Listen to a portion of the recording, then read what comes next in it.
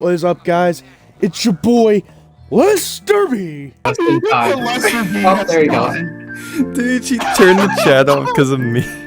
Oh my! Oh, here, let me share. What do you mean? Friends?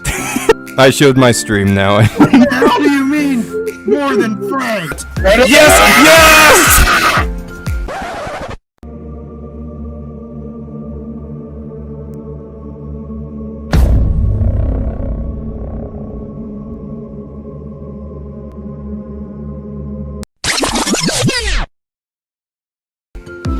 Come on, you telling me you wouldn't smash this chick? No, because I just googled her and she's 15. What?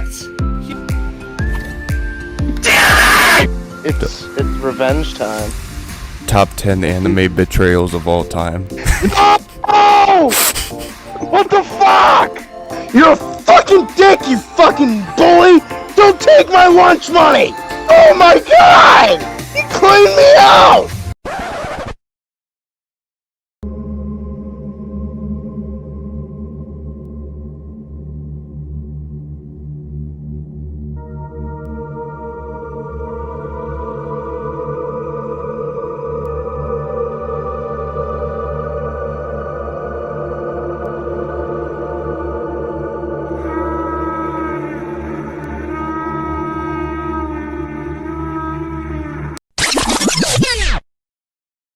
Damn it, I can't fucking count all these fucking things. 1, 2.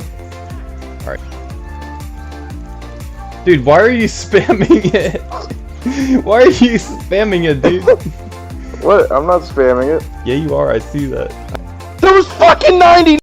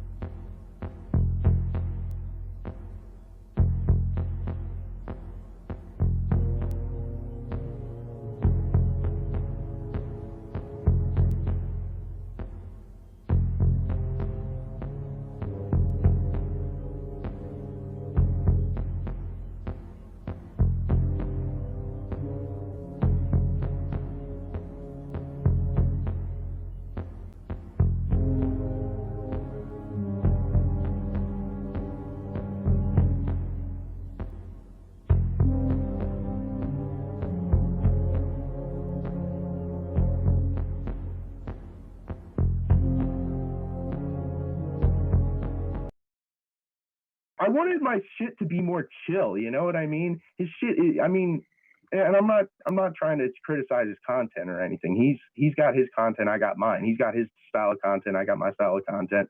But it's just I feel like his style of content is. I mean, and I feel bad because I'm like I probably wish I feel bad for not saying this before, but I think his content is a little too mean spirited for my liking. I was like, okay, all right, that's cool. We talked about Wings of Redemption like one time, but then we fucking talk about them over and over and over again. It's like getting fucking annoying. Shit like that. You know what I'm saying? And no, I didn't really want to do YouTube after a couple months, really, because I was like, just not feeling the content once I realized, wait, I'm 24 and I'm doing this shit. I'm not fucking 17 anymore.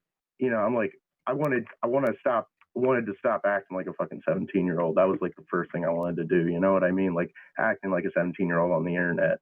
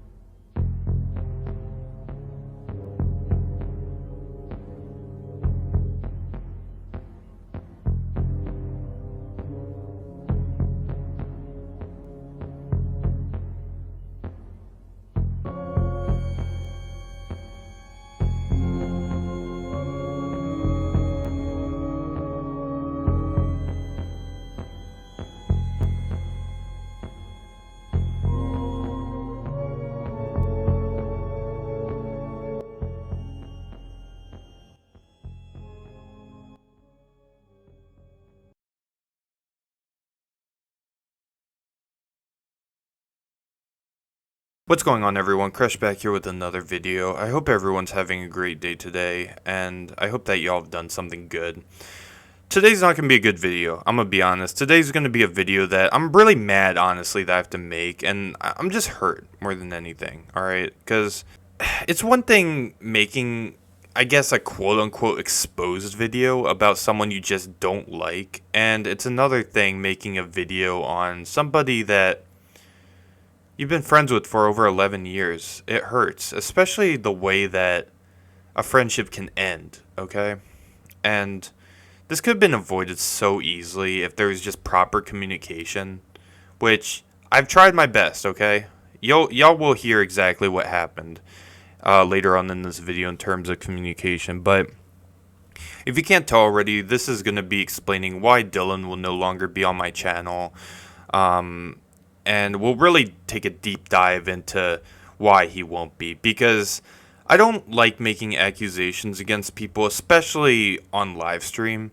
I mean, I may say, you know, I may talk shit or whatever, but when it's a close friend, or at least was a close friend of mine for a long time, I'm not just going to bring random accusations out without some kind of proof to back me up. Like, I did my homework with this video, alright? Y'all will see in a second, but basically, to summarize this before we get into the rest of the video, is Lester's a narcissist in my eyes, okay? He's done a lot of stuff that you just don't do to friends, okay? Especially friends that have done so much for you over 11 years. It's just not cool at all. And Dylan, if you're hearing this, if there's anything I say in this video that you feel you can disprove, then I encourage you to make your own video. Or hell, talk about this on a live stream. Or you can even join my stream and me and you can debate one-on-one. I have nothing to hide. So, choice is yours. You can also DM me on Discord. You're not blocked on that platform. But I have no idea how you'll take it. You can just ignore me. I don't care. But either way, I'm going to be getting my side out. And let me just make it clear to anyone watching, okay? This is my side telling a story about someone else, okay? There's always two sides to every story. There's my side and Dylan's side, okay? I don't care which side you choose. I don't care if you don't choose a side, alright? Good for you if you don't, okay? I'm not trying to make y'all hate Dylan, okay? But I am hoping that you will understand my point of view and where I'm coming from in this video, okay?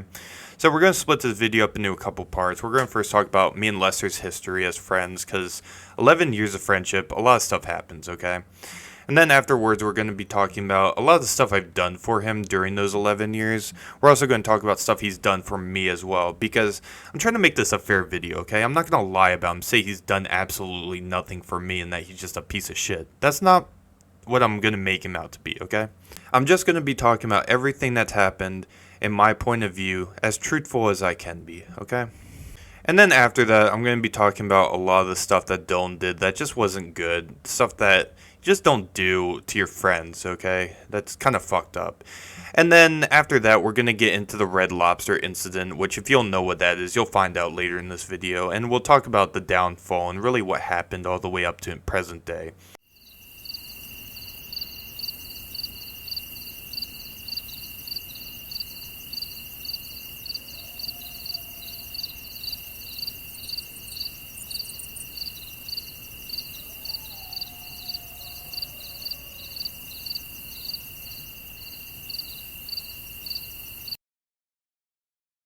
So just to start this video off, let's get into how me and Dylan became friends.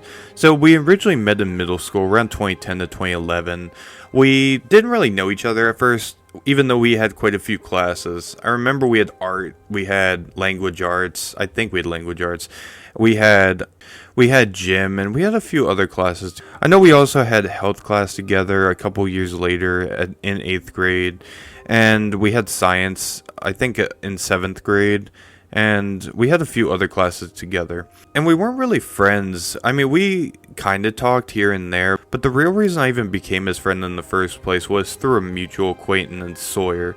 And the reason I call him an acquaintance is because he was never really that close of a friend. He was kind of more like a dude that I just kind of said I was his friend, just because whenever I would say I wasn't his friend, we would kind of have beef, the same middle school stupid bullshit that we would do. So at the time, I was quote unquote friends with Sawyer, and then Dylan was also friends with Sawyer, so we kind of just automatically became friends. And starting in 8th grade, we really started actually opening up a little bit, joking around, laughing, doing kid shit, and just kind of doing our thing.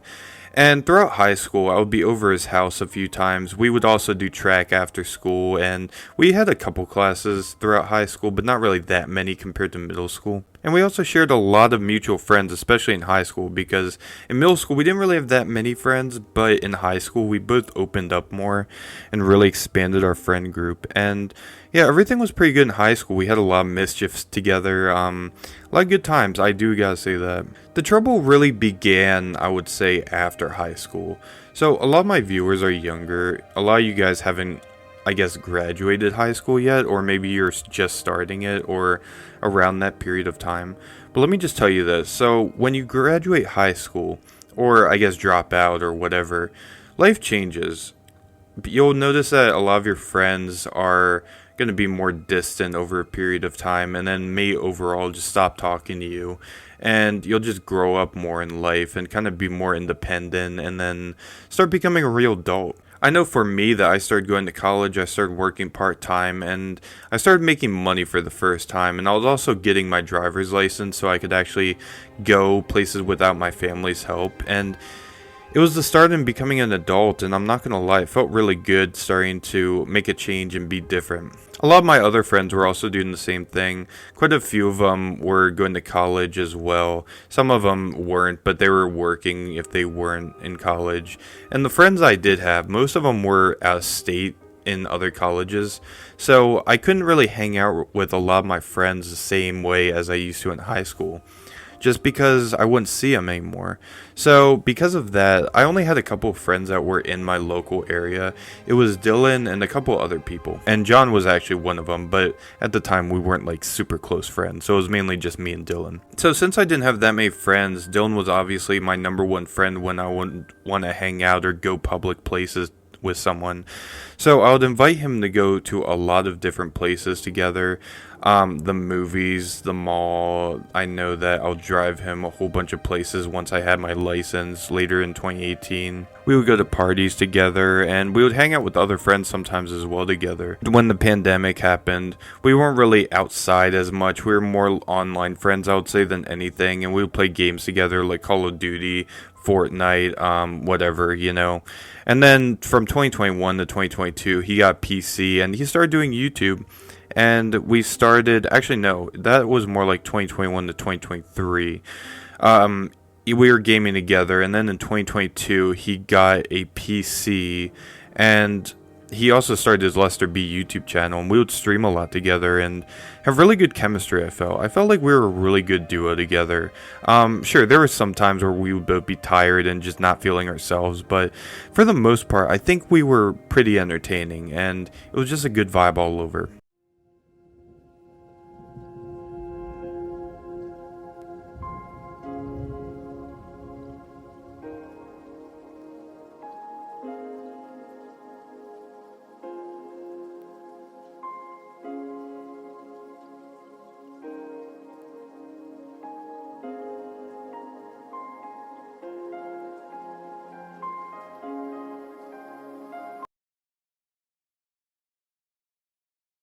But just to go into some detail on what we would do and like the stuff I would do for him, I already told y'all I'll drive him around. So I would drive him around wherever he wanted to go, or wherever we would agree to hang out at. I would drive him so many times to the mall, to parties, one time all the way up to Pennsylvania to go to this Halloween event, and just a whole bunch of different places around our area. And this was, I would say, about 100 times at least, to be honest, because we would hang out a lot. To be specific on some of the places we would go to, sometimes we would just go to a restaurant like Chick-fil-A, McDonald's. Sometimes we would go to the movies. Sometimes we would go to the mall and shop or whatever. And whenever we would do these things, I worked a part-time job. I wasn't making very much money. I was maybe making $200 a week. It was not that much. But between 2018 to really mid to late 2019, I would say, Dylan did not have a job. And I'm not going to go into the big specifics on why he didn't, but just to really put an image that's as, I guess, vague as possible. He could have had a job, but he just never chose to. Which, look, there's nothing wrong with that, okay? If you need a year off, you just want to chill, do whatever you want, okay? I'm not going to mess with you over that, okay? But because he didn't have a job, he had no money ever. He never had money. And I would feel pretty bad a lot of the times whenever, like, I would invite him to go somewhere. And I felt that if you invite him to go somewhere with you, so, like, for example, the movies, if he pulls up to the movie theater and I'm like, yeah, so you're good with seeing this movie? And he's like, yeah, let's do it. And he didn't have money. Obviously, he couldn't go into the movie theater. So I would feel bad and I'd pay for his movie ticket. And I probably did that 15 plus times because between 2018 until the pandemic, we would see a lot of movies together. We would see a crap ton of Marvel movies, which y'all know how many have come out since 2018.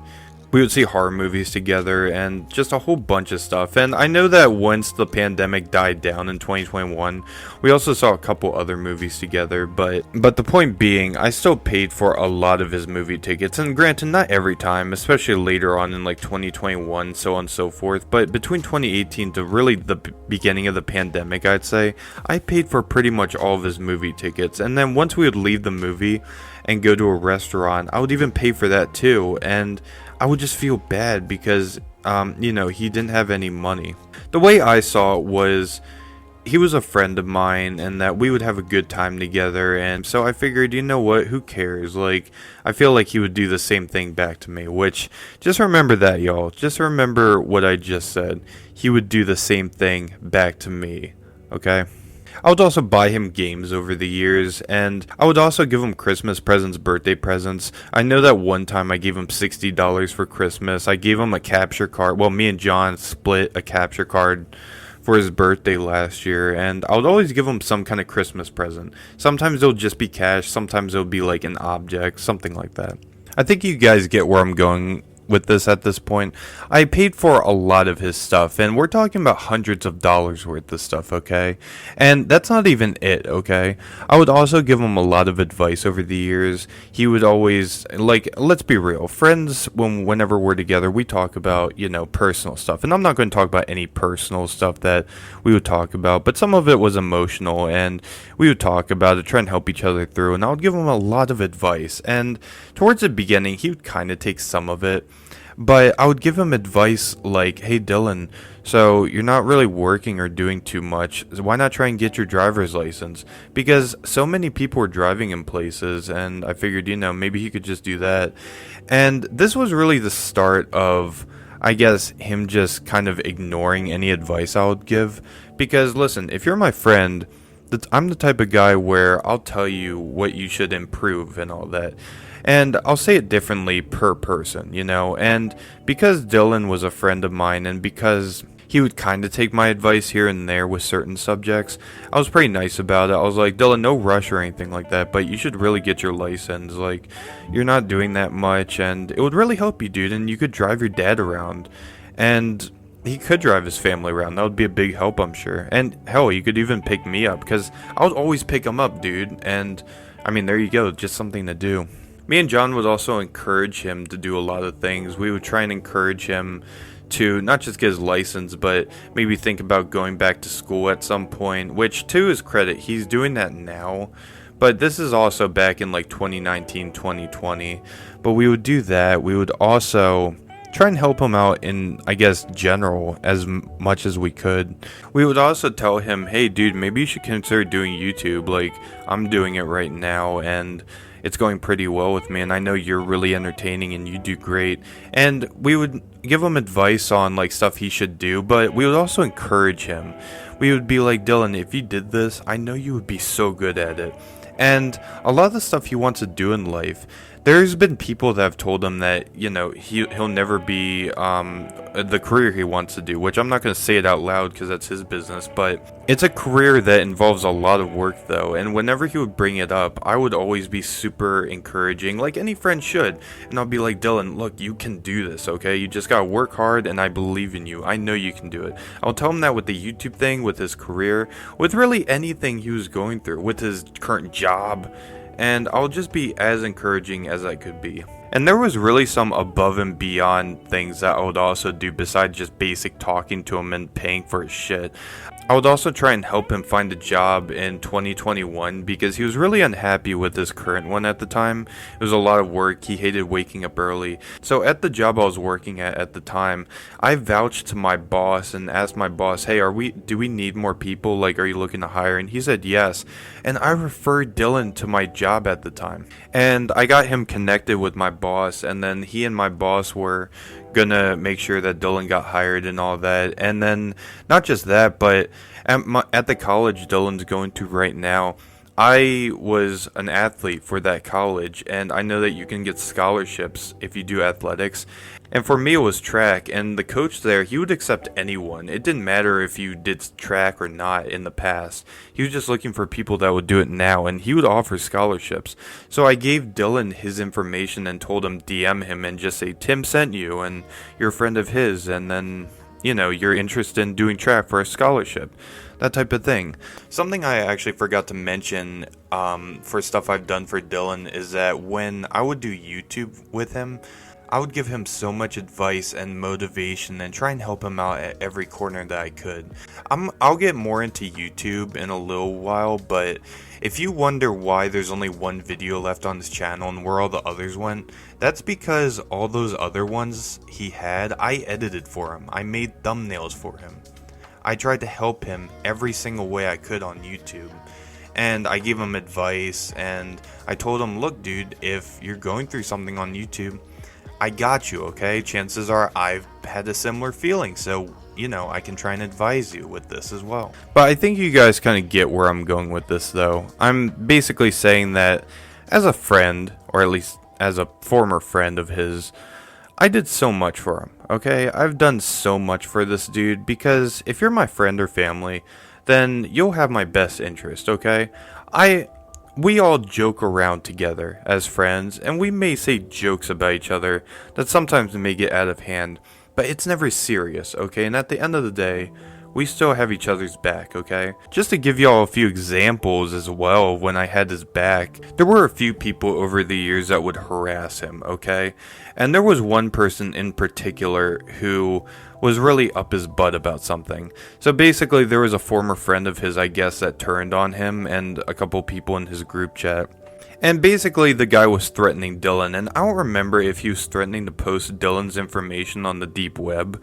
It may have been that, but I can't remember it, but it was something pretty serious at the time. And I remember Dylan reaching out to me, and he's like, hey Tim, listen, you have contacts with some really smart people that have been on the deep web and that really know a lot about programming and computer stuff. Is there any way that you could get them to look into this and see if they can help me out or something? Because this guy, like, he's not stupid, and I don't want to actually get put on there. And he was scared because the guy did have his personal information, because they were Xbox friends, and I guess they were kind of close or whatever. So what do? I reach out to one of my online friends who's really, really smart. He's probably one of the smartest people I think I've ever known, and I've had the pleasure to be friends with. But I told him the situation, and he ends up taking a look at this guy, and he ends up, as crazy as this may sound, reporting him to the government. And I'm not talking about like calling the cops or anything like that on this guy. My friend has connections in the government because he has some family that's in the government who they have connections with. And he's also a really smart dude with computers, and he was even trying to work for the NSA at some point in his life because he was that good with computers and computer hacking and cybersecurity. So he gets this guy's information and he reports this guy to the government and basically is like, yeah, we'll take a look into this, and if this guy does anything to Dylan, then we'll be on him, alright? And Dylan was thanking me and this guy, and I was also thanking him. I was like, thank you, dude. Like, I wouldn't ask you to do this for anyone, but Dylan is a close friend, and I don't know this guy's true intentions, and the deep web is something serious. So, yeah, just want to make sure that he'll be good. Talk about going above and beyond for me. And big ups, by the way, Osride. That's his gamer tag for doing that. Like, you're a top G, honestly. Like, get the fuck out of here, Andrew Tate. You're the top G, Osride. But you guys get it. You guys get what I'm saying, though. I've done so much for this guy over the years, and let's get into some of the stuff he's done before I get into, I guess, how he really paid me back for everything I've ever done for him, okay? And by the way, this is just me, okay? This is just me doing stuff for him. I'm not counting the stuff John's done for him, which we'll get into later as well. And others have done for him for the most part. I'm just talking about me, okay? Me to him. Alright? Because, like I said, if you're my friend, I'll care for you, and I'll try and show you that I care for you, okay? And that we're friends, and I'll do nice stuff for you. But yeah, no, Dylan's done a few nice things for me, though, for sure. Like, I remember there was a couple times where he would DoorDash me because, I think either we won a bet or because he owed me money, which I do gotta give him credit for this. Sometimes when he would owe me money, and notice how I say sometimes. I'll get into why I'm saying sometimes after this segment. He would sometimes pay me back in the form of DoorDash. I think he did twice. I think he one time paid for me at Chick-fil-A. He would share his weed quite a bit with me.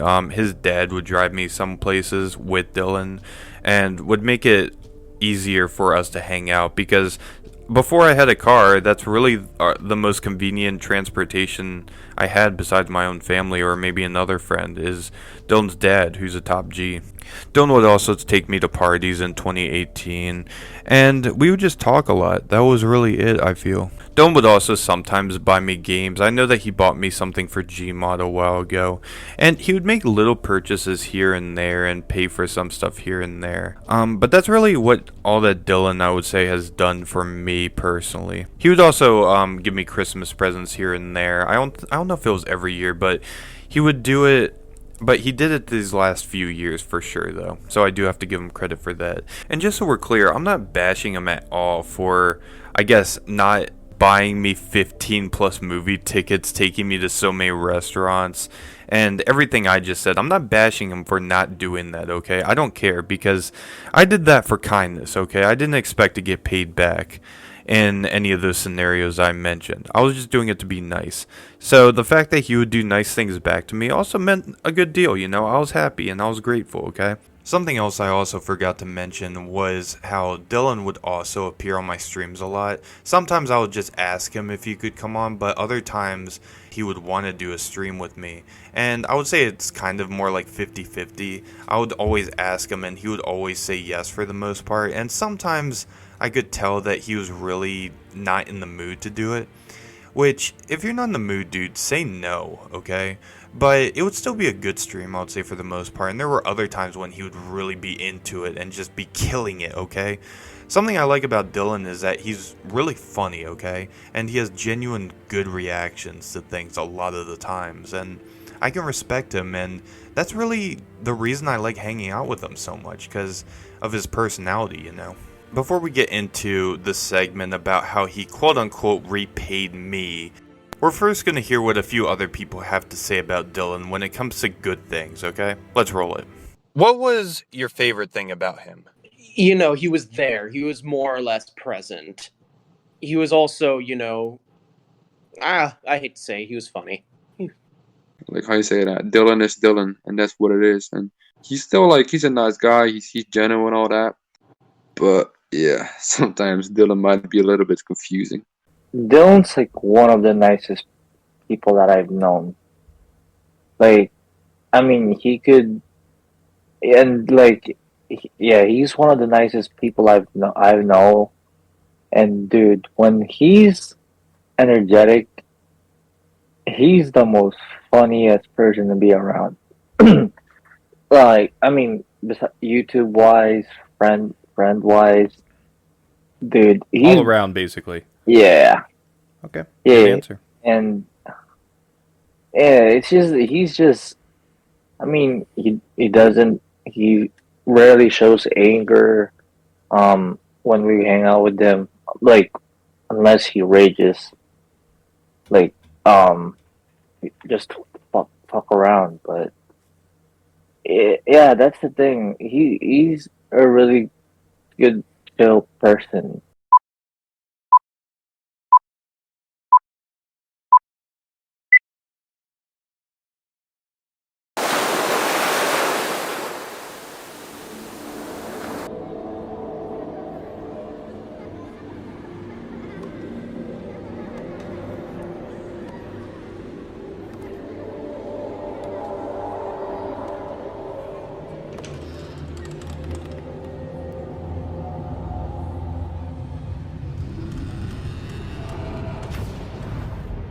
So as you can see, it's not just me, okay? Like, Dylan, if you're watching this, there's a lot of good things about you, okay?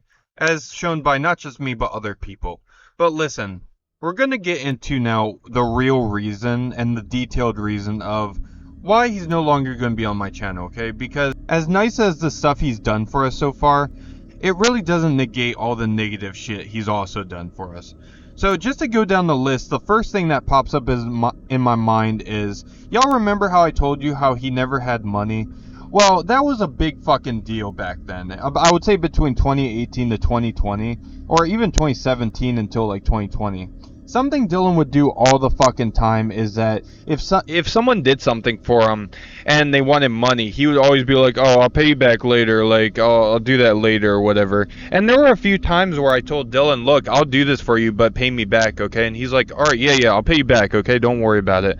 And Dylan would always never pay up on time. I would expect him to pay sometime like a week later or something. And I'm not even talking about a crazy amount of money. I'm talking about like $10, $20, shit like that. It's not a lot of money, okay? But this dude, he would always take his sweet fucking time doing it. The average time I'd say it took Dylan to pay people back was a couple months, okay? And it's not just me. It would be John as well. It would be other IRL friends. There was one dude who got pissed off at Dylan in the car, like he was driving me and Dylan somewhere, and I gave him some gas money because he was driving us and I didn't really know him that well.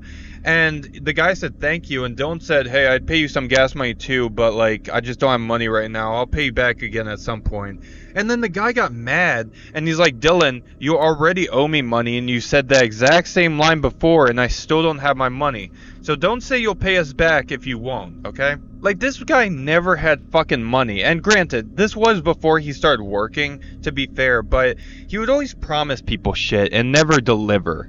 And the money situation is probably the best example. There was one time where it took Dylan a whole fucking year to pay me back because every time I would remind him, which I don't even know if he would purposely forget or if, you know, he has the memory of a goldfish or whatever and can't remember for shit to pay people back. But I would always be nice and remind him, "Dylan, hey, you owe me money, like, can you pay me back?" And he's like, "Oh shit, I forgot about that, man, like, yeah, I got you, don't worry, I'll get it soon, okay?" Then another 3 months would pass and I'd be like, "Dylan, you still owe me money." And he's like, "Oh shit, I'm so sorry, dude, like, I swear, this time I'll pay you, okay?" And then fucking 6 months would go by, and then I would remind him again, and he'd give me the same shit. Then another few months later would go by, and then I would start getting on his ass more and be like, "Dylan, this is getting ridiculous, dude." And only then, when I actually start pressuring him to pay me back, is when he'd do it, okay? Is that really that is that really that fucking bad to do? Especially if it's your fault for owing me money? No. And this is just one thing, okay? And that's just to start out. Now, I'm sure after I told you guys how much money I've really spent on Dylan over the years, I'm sure some of you guys would have been like, "Listen, you're spending a shit ton of money.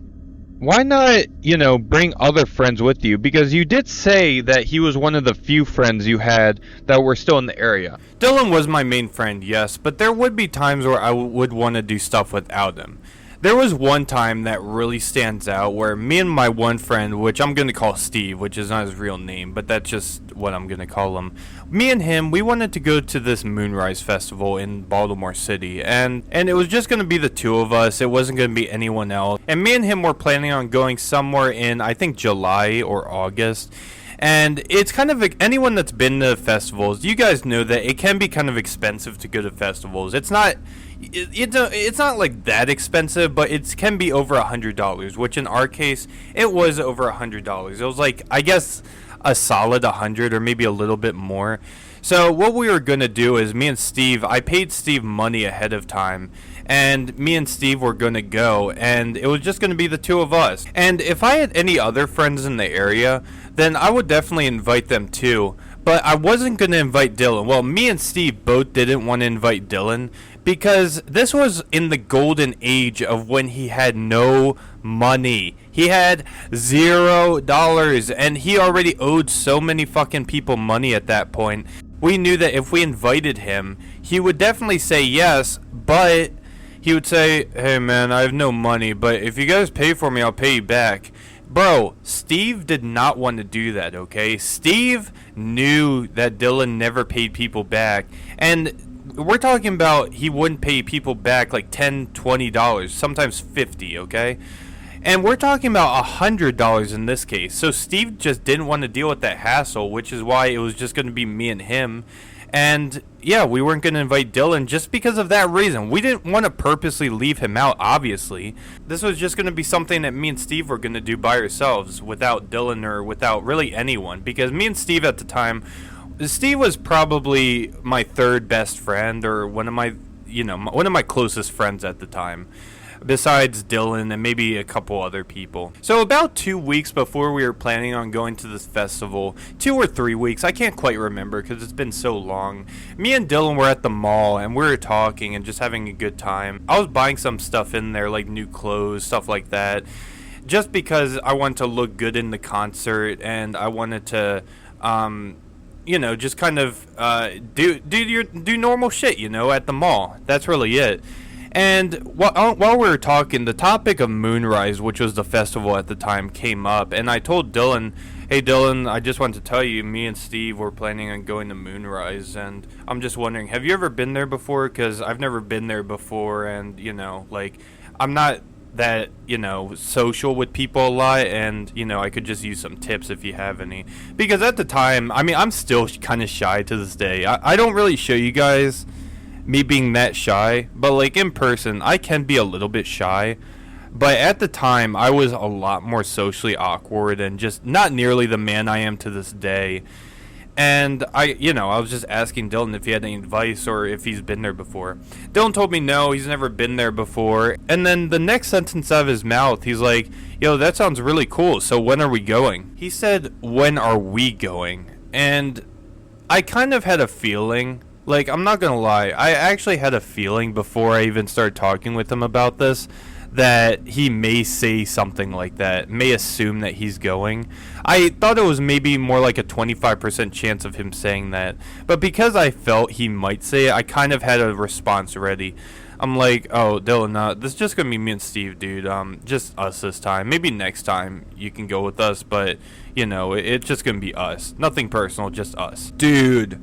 After I told him that, he starts losing it. Me and him were walking on the sidewalk in a pretty crowded area in Towson, Maryland, and this guy starts screaming. He's like, what the hell do you mean it's just gonna be you two? You're not inviting me?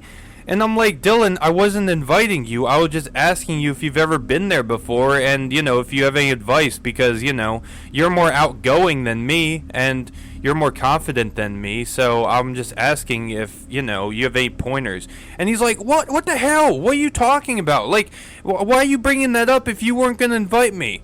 And, bro, like, when he started freaking out, I was a little bit silent because he caught me off guard. I didn't think he would react that way. Because, listen, again, we go everywhere for the most part together whenever we're out.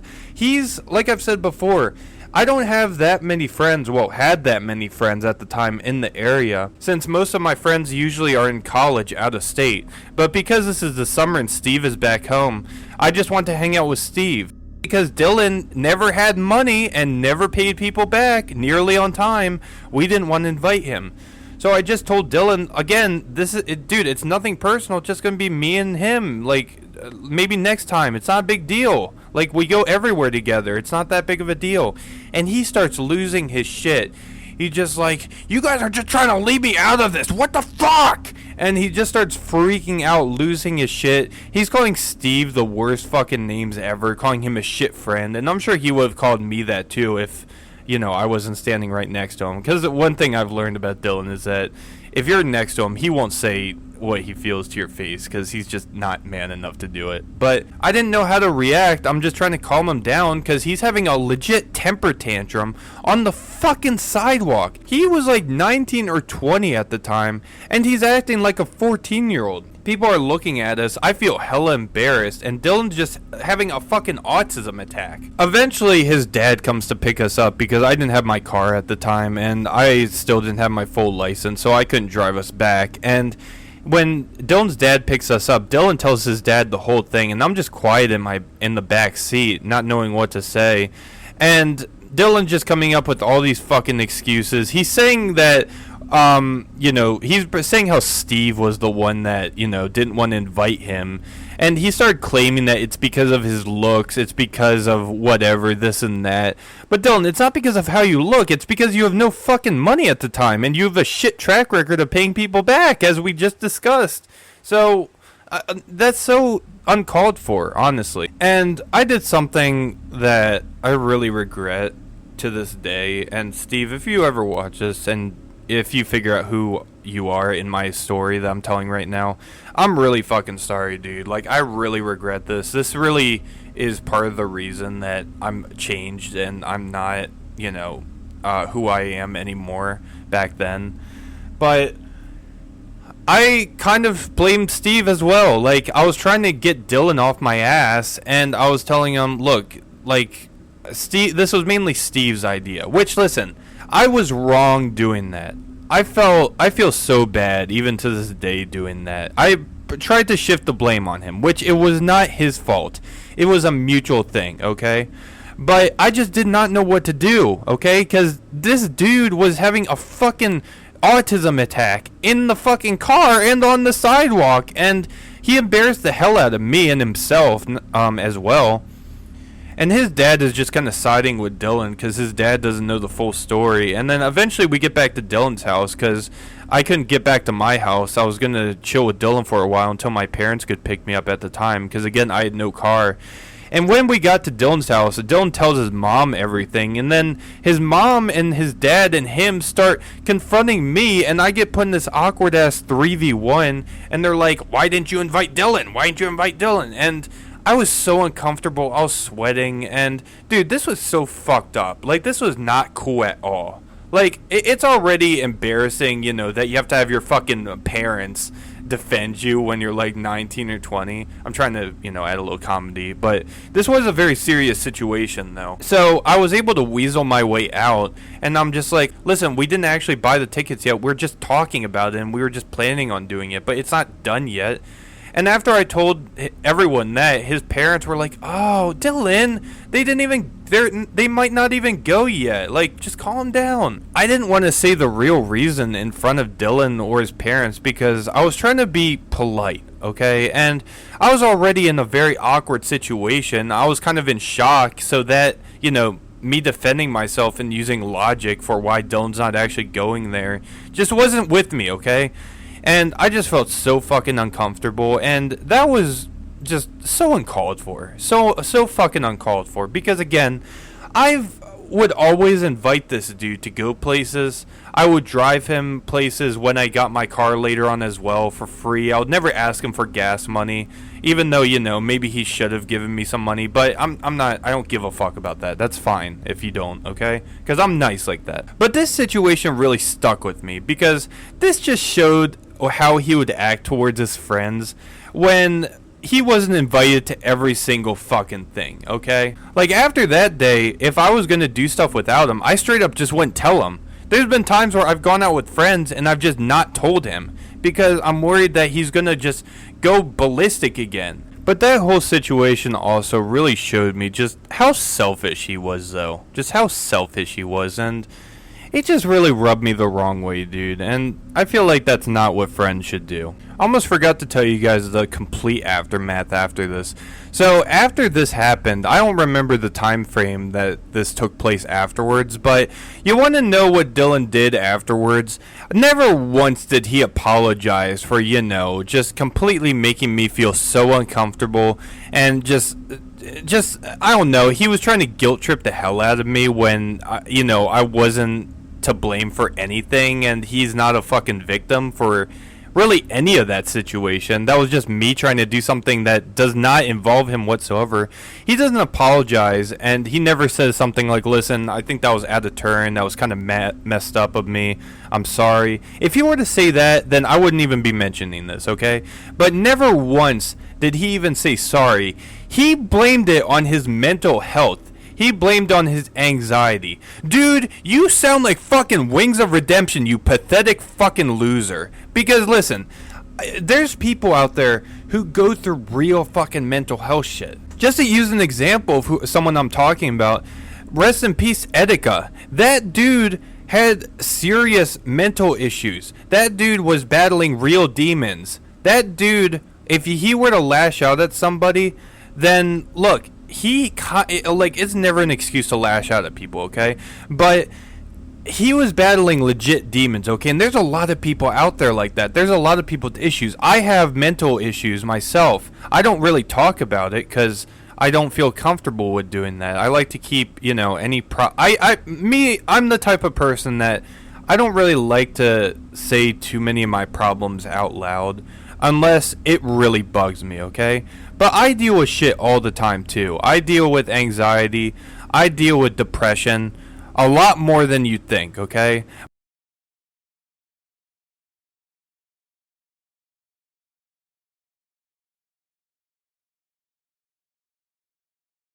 I don't know if you have this, but do you have anxiety, Lenny? Anxiety, not as so much as anxiety as paranoia. Okay, all right. Do you also have some kind of anger issue at times? Yeah. Okay, gotcha. And again, you'll need to go into specifics. I just need you to answer that. So it's my anger. It's one that I've learned to control because I've had it pretty much all my life. But if it does come out in recording or streaming, you'll know. Would you blame your mental illness, or would you, I guess, apologize? And I mean, maybe. You could say, sorry, I let my anger get control of me. That was kind of fucked up. I shouldn't have done that. So how would you handle that situation? Either way, it's your screw up. It's like, this is just from my personal experience. Even if you get really angry or you miss out on things because of it, it's still on you. It's like, you have a reason. You get what I mean? It's like, I've lashed out at people before, and it's like, I always apologize because it's still me just taking my anger out on someone that didn't deserve it. But you never use it as a scapegoat because either way, it is your screw up. Yeah. Like, depression is a real issue, and people that use it just to get attention are pieces of shit. Change my mind. Lenny, if Dylan, blamed you for something, then went back on his words and said, it's my mental illness, like, it's just so fucking hard dealing with anxiety, and didn't even apologize to you, and you just said that you have, mental illness as well. How do you feel if Dylan were to do something like that to you? I wouldn't say offended, but I would say very annoyed. You get what I mean? Yeah. Because it's just like, dude, really? Yeah. You get what I mean? It's more of that, because I hate to use the word offended, but it won't like make me angry. It would make me angry, but it wouldn't make me like triggered per se, as the liberals would say it. I wouldn't become triggered. But this bitch of a human being blames that whole fucking autism attack on anxiety. Dude, That is disgusting. I'm sorry. That is disgusting. You have no fucking right to blame anxiety when you're being a complete jackass. You apologize. That's what you do. You don't blame your stupid mental illness. I don't give a fuck about your illness. You don't treat people that way. Fuck you. You don't treat people that way. I'm sorry I'm getting mad, but it makes me pissed because there's people out there that really have issues that need help and that would react in somewhat of a similar way, but it would be more appropriate for them to react versus some fucking idiot getting mad that he wasn't invited to a Moonrise Festival. Get the hell out of here. Grow up. Since I started mentioning how he would blame his mental health on a lot of shit that he would do, I'm not even done yet, okay? This was just one incident.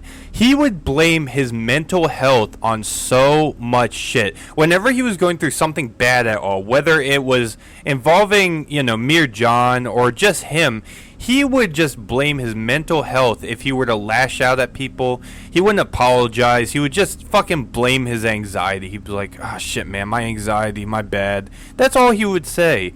There was one time where Dylan failed the syllabus quiz in college, which is already, I mentioned in my podcast, and this is public information at this point because Dylan was stupid enough to fucking say it in front of a whole bunch of people who then told others and basically made it public. He had a breakdown because he failed a syllabus quiz, which, listen, it sucks failing quizzes. I get that, okay? I failed a good share of mine as well. I'm not perfect. I can be a fucking idiot too. But he starts freaking out about this, and me and John were telling him, dude, listen, it's not that big of a deal. Everyone fails quizzes. Just, figure out a good study pattern and you'll get it, okay? And we were trying to encourage him, and we were telling him what you should do in college because this is his first semester in college, and he has a lot of learning to do. I had a lot of learning to do when I started college. I don't blame him, for being a little lost at first.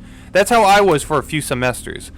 But after we start telling Dylan what he needs to do, what does he say? No, thank you guys for, taking the time telling me this, and I'll try and do what you said. He says, you know what? You guys are making me really unmotivated for college. I don't appreciate that. Dude, after he said that, I lost my shit. Normally, when he says some dumb shit that is not my fault or John's fault, I'm usually pretty calm, and I'm like, Dylan, how is this our fault? Like, this is something you did by yourself. We didn't even talk to you about this until you actually did it. But after he blamed us for this specific issue, I lost it. I'm like, no, you are not blaming me.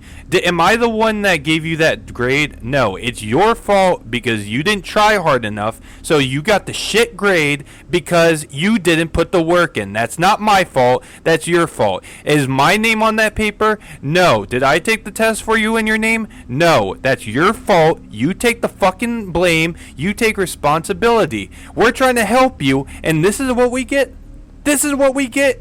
And plus it's a syllabus quiz. What the hell? Seriously? He never apologized. He just was like, oh shit, my bad. Like, sorry. I just have so much anxiety. Like, dude, oh my god. Dude, people like Dylan are the reason that mental health aren't taken seriously. Because you have these fucking clowns like Dylan who just blame mental health for everything. Again, there's people going through shit that need help. Okay? They're not okay. You are okay enough where you should not be blaming your stupid mental health on everything. I don't give a fuck about your mental health. I would if you would, maybe apologize, and maybe I could, try and find a way to help you with everything else I do, because let's be real, me and John do more for you than you do for your fucking self. I hate when he keeps saying that he has anxiety or all that kind of stuff, because it's another excuse. It's just so irritating, though, when you try and help somebody and you just get bit back, okay? It's just not cool at all. This specific syllabus story also ties in with the Red Lobster situation, but we'll get to that in a second. In general, giving advice to this guy, it's probably one of the hardest things I can do, okay? Because most people, whenever I would give them advice, or they would give me advice, like, if someone were to give me advice, I would listen to them. Okay, and I'm not saying, I can understand everything they're saying the first time. Maybe I may have to ask questions. Maybe I'll have to ask them to repeat themselves. That's fine. We're all human beings, okay? But every time me or John, or really any of Dylan's friends, try and give him advice, he would normally never listen the first or even second time. We would try and help him with shit and give him advice on how to improve whatever situation he's in. And he would just be like, yeah, okay, yeah. And then I would usually be like, Dylan, so you understand this, right? Because, you're just saying yeah. And then after I would say something like that, he's like, ah, shit, say it one more time. Or he would be like, wait, one more time? Hold on, say it again. And dude, he would do that every single fucking time I would try and tell him something. And dude, it's not the biggest deal, but it was really annoying because sometimes I would really give him specific information and really put time into explaining how he can improve a situation he's in. He just would not listen or, be considerate at all. Talking to Dylan sometimes is very hard.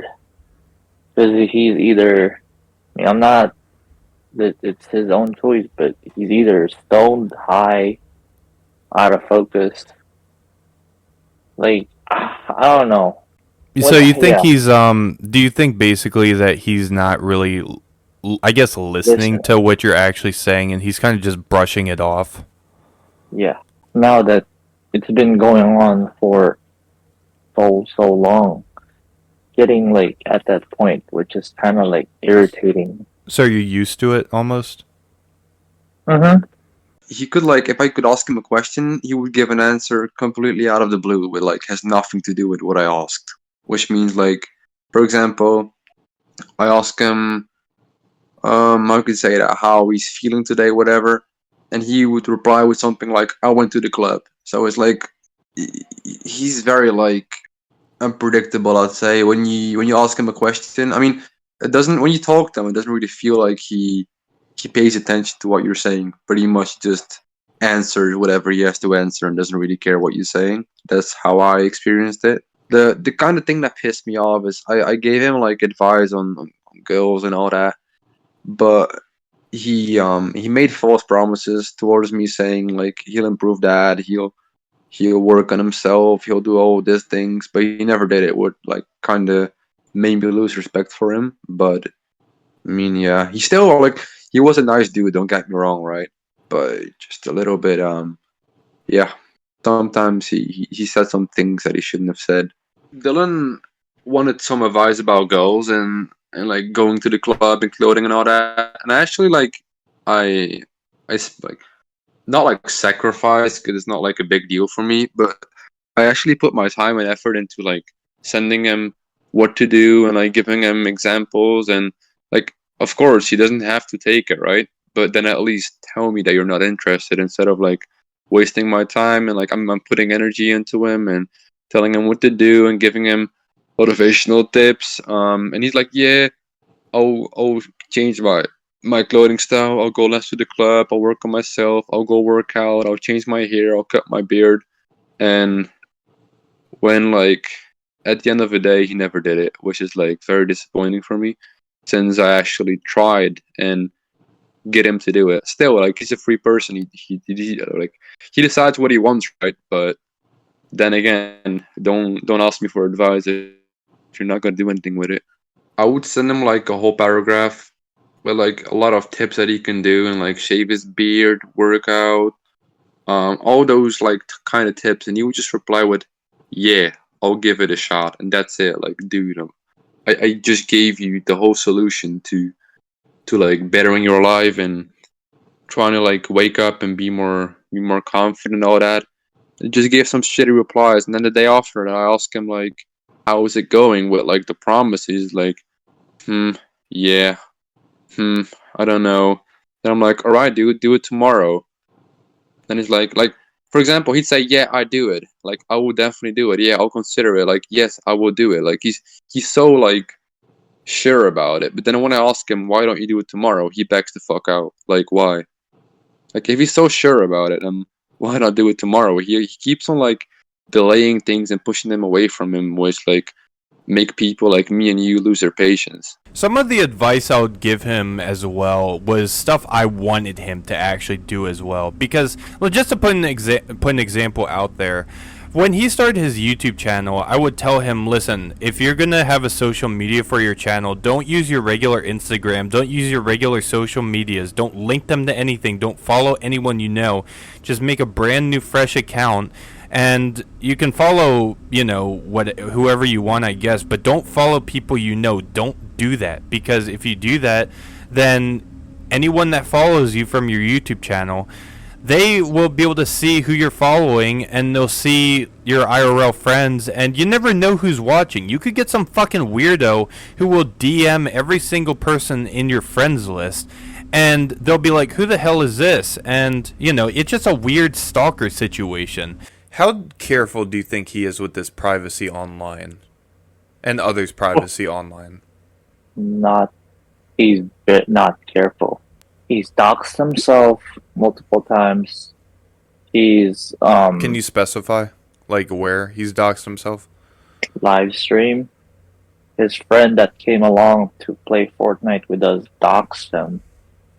And then I remember one time he was streaming, and I think he was talking to his parents, and he forgot to mute his mic, and his name was said by, I think, his mom. Do you think he was careful with, deassociating his real Instagram with his Lester B Instagram? Here's the thing. If I have a YouTube channel and I make a YouTube page for my YouTube channel, for where I put my stuff in, I'm not adding any of my friends. I'm not even adding myself or linking it with anything that associate with my real Instagram account or other real account, whether it's Twitter, Snapchat. No, because that's how you get trolled, and you get stalkers, you get creepy stuff. Would you also say that we told him specifically to not do that and to be more careful with himself? Because doing stuff like that, it wouldn't just affect him, but like our mutual friends IRL, they would, like, you never know who follows you, and it could be some weirdo who, like, will just message everyone on your friends list or whatever, if they find out who you are. So would you say that we gave him, like, we told him this and we told him what he needs to do? Yep. And never listened. So me and John would tell Dylan, you need to unfollow all these IRL friends you followed. And he followed me and John as well. And I would tell him, listen, if you do that, and I would explain the reason why you shouldn't do that, all the security reasons, and because, you don't want your IRL friends getting harassed. I would tell him, unfollow all these people and just listen to us. Listen, we know what we're talking about. We're not stupid. And Dylan would always say stuff like, oh, yeah, okay, I'll do that, and never do it. And there was one time I got really pissed off at him because his Instagram, his real Instagram, started getting recommended to our online friends.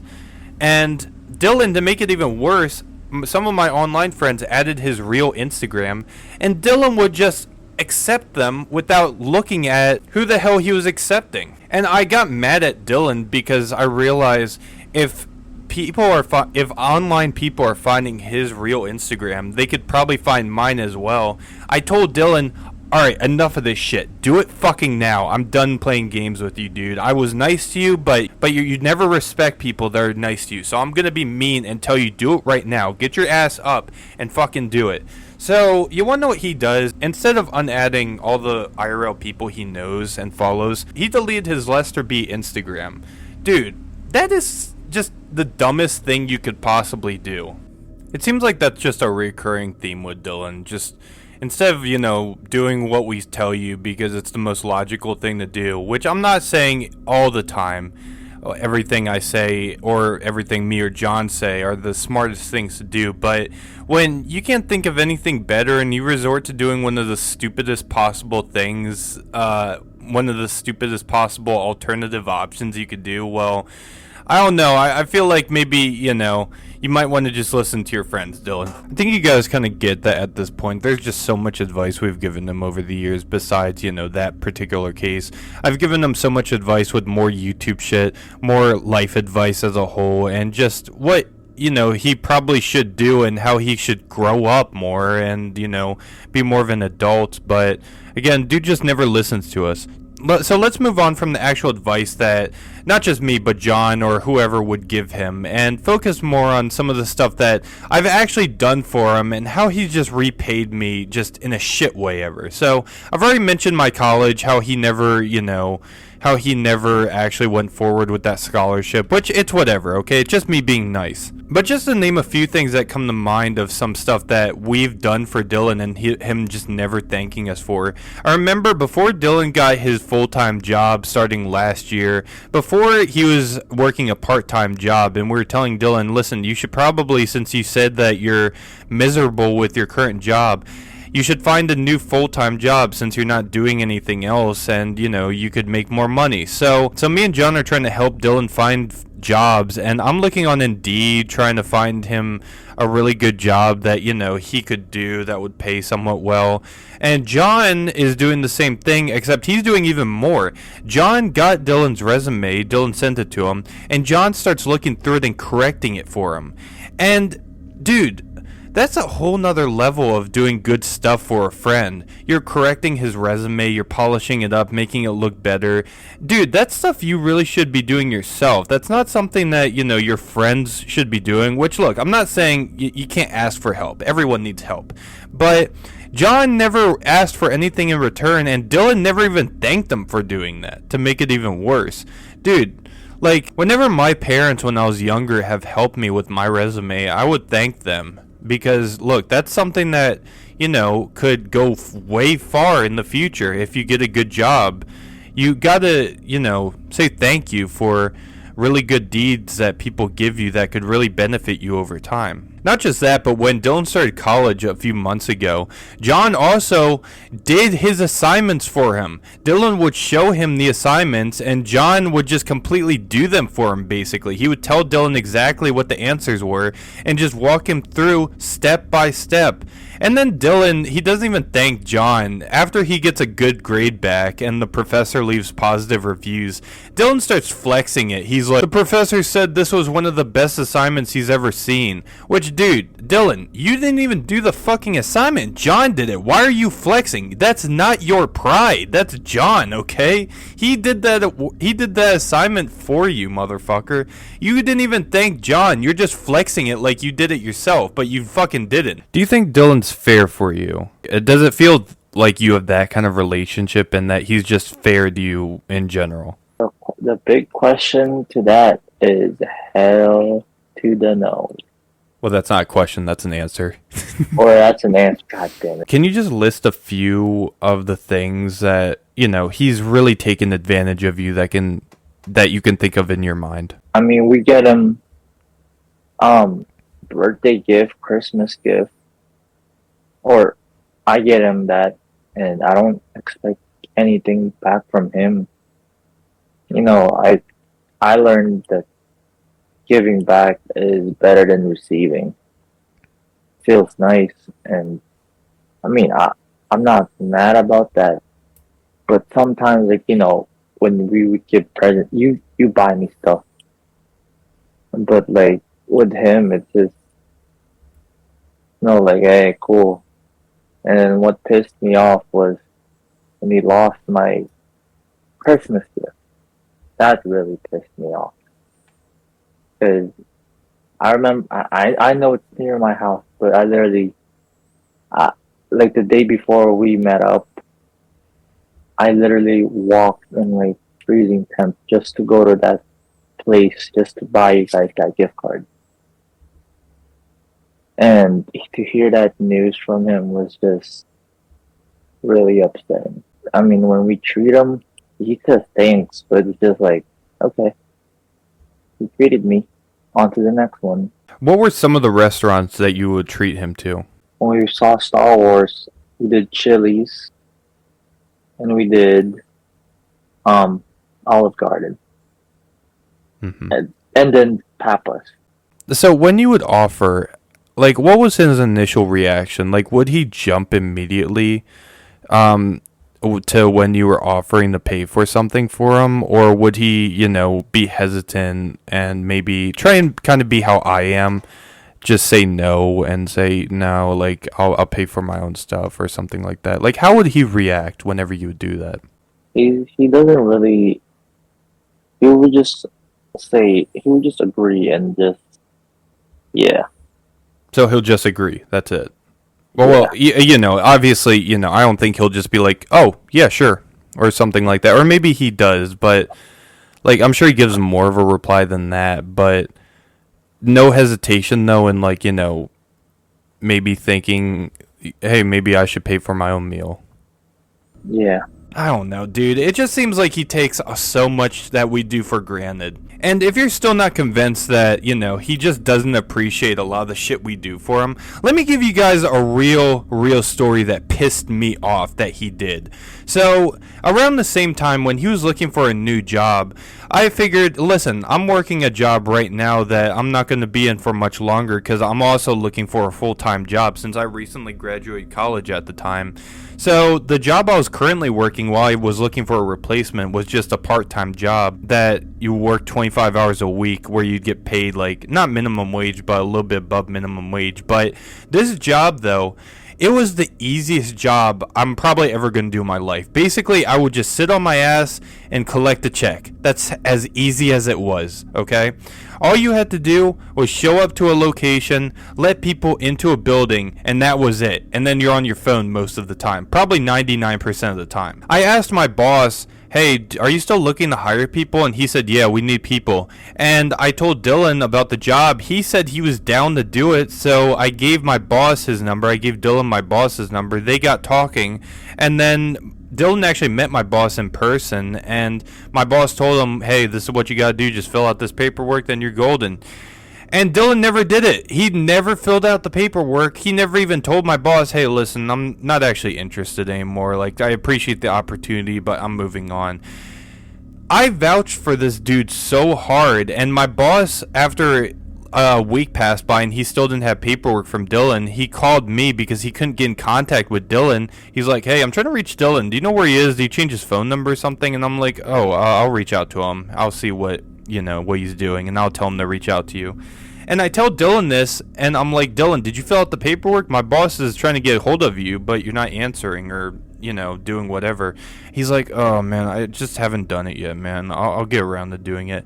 Long story short, he never did it. And about a month later, Dylan found a new job, so good for him. But, dude, I was so pissed off at that because I put my neck out, my fucking reputation on the line to try and help give Dylan a revenue stream so he wouldn't have to have no money ever. He could actually have steady money coming in, which, look, the job didn't pay a lot, but, dude, it's an easy job, easy.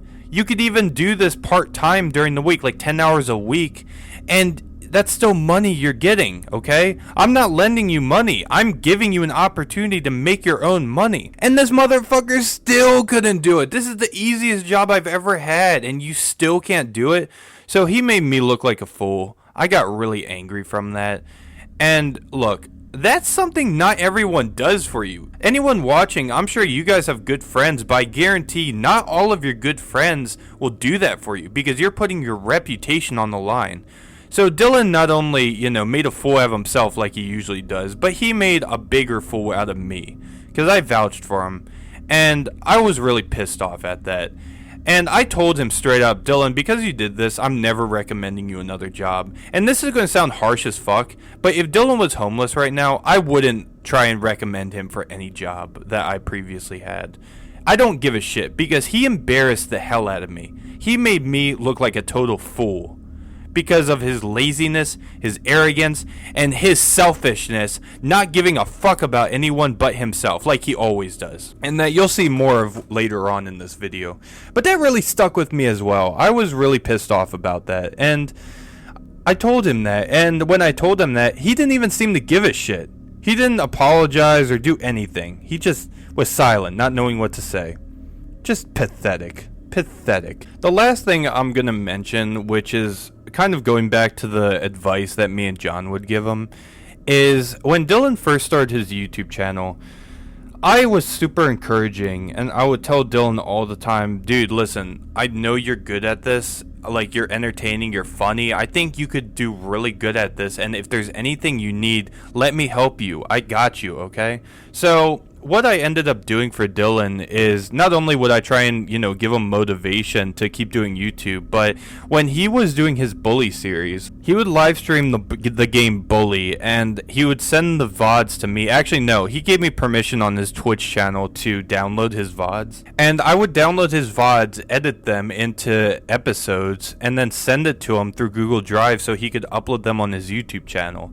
I spent probably 25 plus hours editing for him for his whole channel for free, just because I was nice, okay? Dude, this is not something everyone does for you either. People will charge you to edit for them, even if it's not, the best quality editing. I'm not a professional editor by any means, but I know enough editing where I can get the job done. I would also make the thumbnails for him.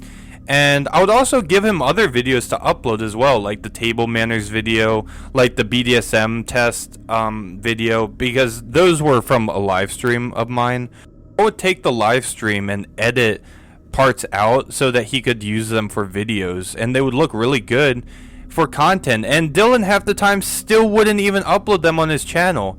And then Dylan would bitch and complain later on. He's like, oh man, I feel like my channel's dying and I just have no motivation. And just fucking be a bitch about it. And I would tell him, dude, like half the time when he wouldn't even upload even the Bully series entirely, I would tell him, dude, you literally just need to keep uploading, maybe stream a few times, and you'll be fine. I would give him so much advice, and I would just tell him what he needs to do. And instead of, listening to me, he would just do nothing and try and play a victim, try and get people to feel sorry for him. How the hell is anyone going to feel sorry for you when you're the fucking problem? Like, it's your problem. I can't fix this for you. Only you can. I mean, there's been so much shit that me and John have done for him.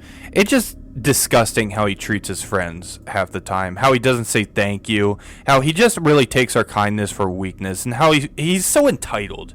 He's just like a little fucking 10-year-old that is spoiled his whole life.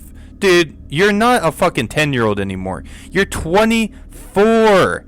You're 24, and the fact that you need your friends to do all this shit for you, just at least say thank you. At least say thank you. But I guess your pride is that big and your ego is that big where you think you're superior over us. Fuck out of here. Just to put in perspective for you guys how easy it was for him.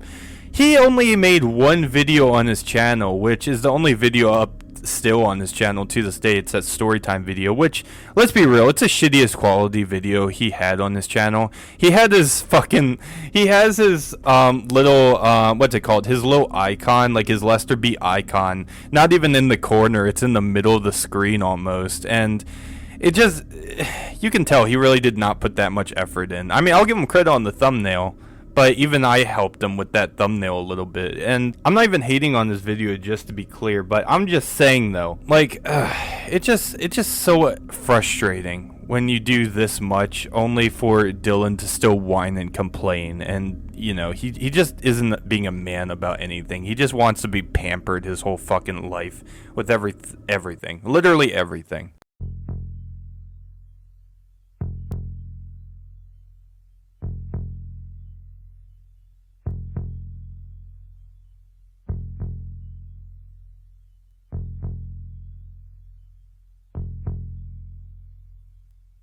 I want you to confirm, first and foremost, if you're a friend of me and Lester, IRL or online. Online. Okay. How long have you known, let's say, me and Lester, okay? Well, I've known you two much different times. Lester, like maybe way less than a year. While you, I've known, how old am I now? 7 years? Yeah, 7, give or take. How often would you say you guys talk to each other? Rarely ever, I'll be honest. Give me like an exact estimate though. An exact estimate, like once, maybe every 2-3 weeks, if even. In your experience, what's your least favorite thing about Lester? For you? Just in my personal experience, poor time management. Very poor time management. Can you elaborate? Yeah. He says he'll be there in like 10 minutes. He doesn't show up for almost an hour. And then afterwards, we're playing for maybe half an hour, and then he's gone doing, I don't know what he's doing for like 2 hours, and then he comes back. when me, him, and another friend of ours played Borderlands 2. He was like, "Oh yeah, we'll try and beat like the base game today." So we're playing for I think maybe half hour, 45 minutes, give or take, and then he's like, "Hold on, I'll be right back." And then he's gone for almost 3 hours. And then when he gets back, he doesn't even continue playing. He just gets off. Did you guys ever tell him like you were pissed off about that, or like did you guys ever, I don't know, follow up with him, or maybe try and see where he was and see if he wanted to play? Like when he was gone, did you try and DM him? Yes. Okay. Did he ever DM you guys back, or do anything, or did he, like you said, just come back then get off immediately? During the time he left, he pretty much disappeared. He didn't answer, didn't do anything. When he did disappear and he did come back, did he at least apologize or do anything like that when he came back? No. I know this is like, you already know our friend, I'll call him Wyatt because that's just his online name. But like, you already know Wyatt. He's very hard to piss off, but that incident actually pissed him the hell off. And even I would be lying if I said it didn't piss me off too, because he had we asked him, it's like, "Hey, can we continue the story?" He's like, no, wait, I'll just be right back. And he's not back for 3 hours. And then when he gets back, he's like, "Sorry guys, I can't continue. I'm leaving." And then he just leaves without another word. Do you think that he could have answered the DMs and basically said that he can't do it instead of waiting 3 hours? I think he could have given us a heads up, yes. Okay. He just didn't. I don't know if he didn't want to or what, but he definitely could have. And if he would have given us a heads up maybe like 10, 20 minutes after he left, that would have been perfectly fine. You get what I mean? Yeah, I got what you mean. But instead he had us waiting for 3 hours without a word just to tell us that he couldn't. Did you ever let him know that you were pissed off about that? Or Wyatt, maybe? Yes. You did let him know? I did. Wyatt, knowing Wyatt, he did not. What did he say after you let him know you were pissed off? He didn't say shit. He never responded? No, he doesn't respond to me at all. I DM him like a handful of times and I've never gotten a response from him. I remember while he's gone, I was like, "Hey, you coming back anytime soon?" Nothing. And then this was like a few days after. I'm like, "Hey, come, you can't, it just," well, give me a second to remember what I said. I said something along the lines of why did you just leave? Why did you leave? And you could have given us a heads up or something. Nothing. No response. Would selfish be a good word for it? If that's what you choose, then that's what you choose. I'm not putting words in your mouth. Yeah, I would coin selfish, because there's really I don't really have any experience with them to say otherwise. Okay. All of the interactions with him and so far have just been selfish on his end. Well, let me ask you this. I mean, look, this word is pretty much related, but would you say more inconsiderate, though? Yes. Okay. That's a better word, honestly. Like, he kind of just expects you to answer him, but not answer you.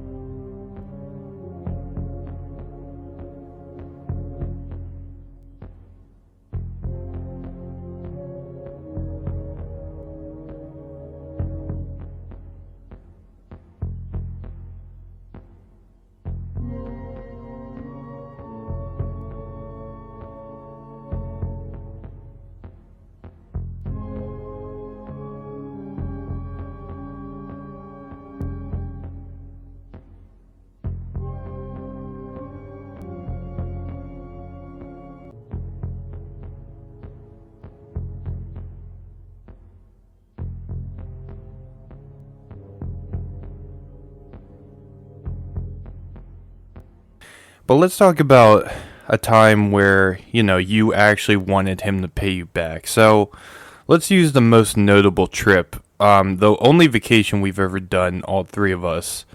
So you want to start telling that story, just to give everyone a brief view of it? So you know how I gave you a week or 2 weeks before the trip, to Yeah, pay up, you did. so you don't have to, you know, worry about that expense, you having to pay me, Yeah, and paying you you back. Yeah. losing it. And no, it's not that. So you don't lose money for the trip. You're able to save more money over those 2 weeks. So you could have a lot of money for the trip and not lose money just by paying me. Yeah, that's So fair. That's basically, fair. Yeah. I told you and Dylan that, and you paid me ASAP. I think you even dropped off. I think you dropped off at my house to pay me back. Yeah, like I kept waiting for Dylan. I'm like, Dylan, when are you paying me back? And Dylan doesn't really have, cat. I don't know if he had Cash App at that time, or he knows how to use Cash App. But he said, "I'll pay you back. I'll pay you back. I promise. I promise."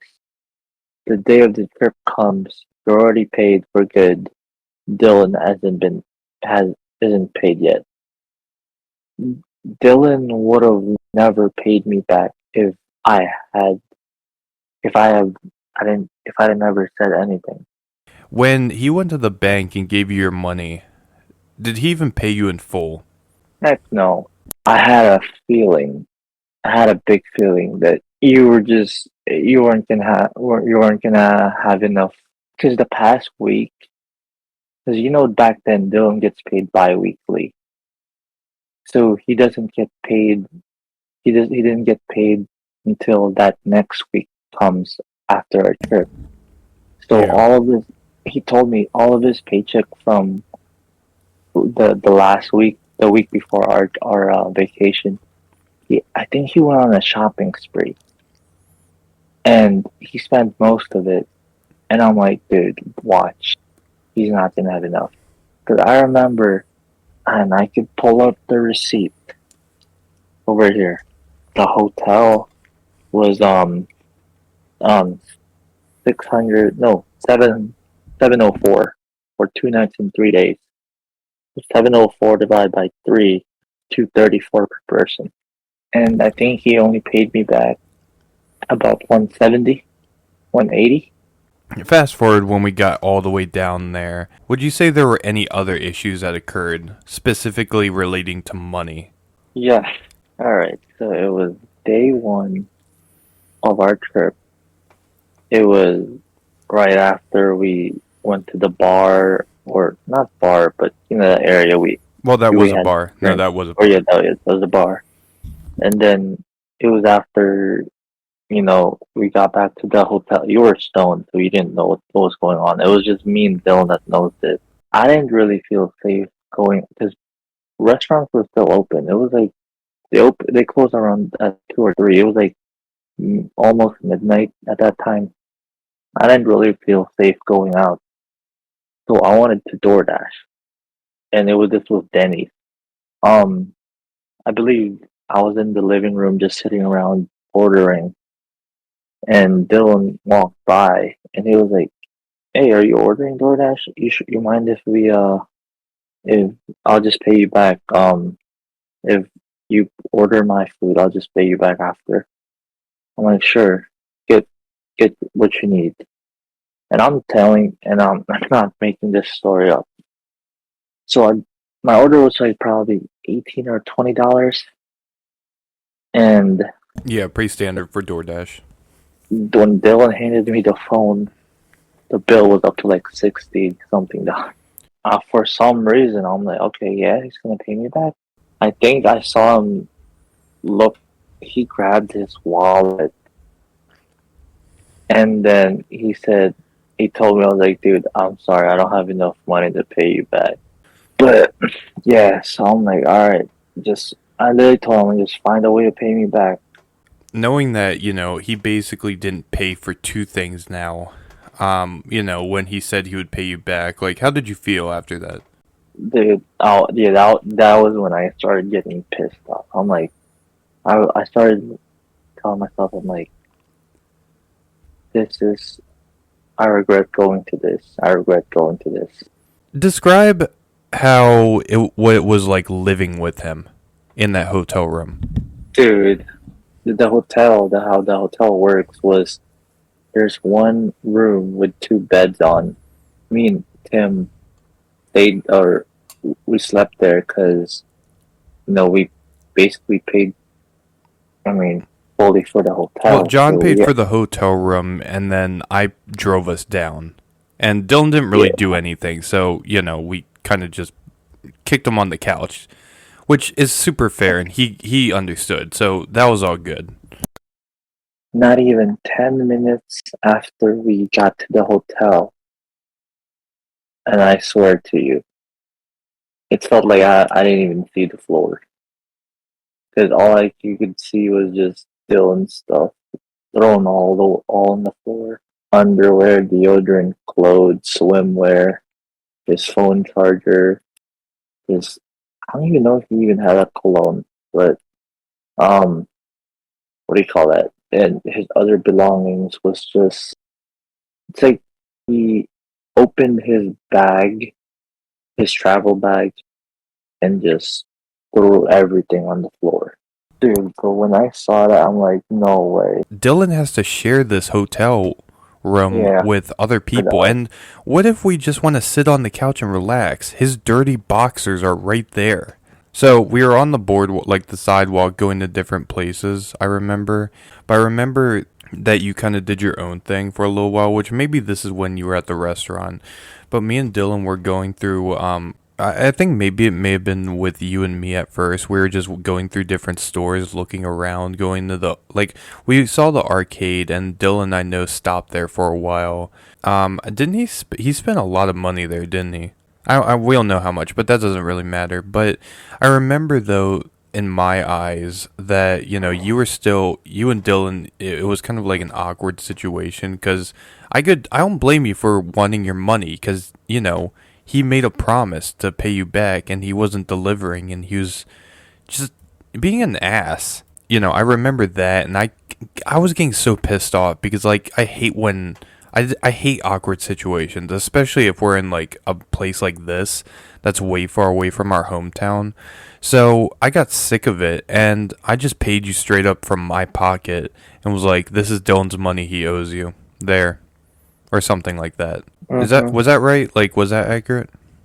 Yeah. And you want to know the worst part is that this is what I don't understand myself, okay? I paid your debt, but Dylan still had money to go to the weed store and buy edibles and buy a joint. I think Dylan had money. Not enough, though, to pay for the DoorDash, but he had money, and he probably just wanted to either spend it, or maybe he figured, I don't have enough, so why give John some of it, and then, try and pay him back the rest later. I think Dylan straight up just, didn't want to give you the money he had. I think it was option A. He wanted to buy weed or something like that. I mean, what do you think? That's what I feel. Yeah, we got rained out shortly afterwards, and we spent a couple hours in the hotel room just trying to figure out what we wanted to do. And I'm not going to lie, I was kind of tired, and I just didn't really want to do anything right then and there. Which, look, John, if you got mad at me for that, I don't blame you, okay? Because I was being kind of lazy, and you did seem pretty pissed off. Because technically, last full day, I wanted to do stuff. I mean, I understand your point, but yeah. Yeah, well, I'll take responsibility. I have no problem doing that, because, again, if I fuck up, I fuck up, and I'll take responsibility. But I was not in the best mood. I was tired, and I was going to take a shower, use the restroom or something. And I go in there, and, bro, I saw something in that toilet that could have gone the rest of my life without seeing, okay? And there's a rule in prison, and just that you don't need to speak of in general. You just do it, okay? It's an unspoken rule, where you clean up after yourself, which, John, you already confirmed that Dylan didn't even clean up his living room area with his dirty underwear.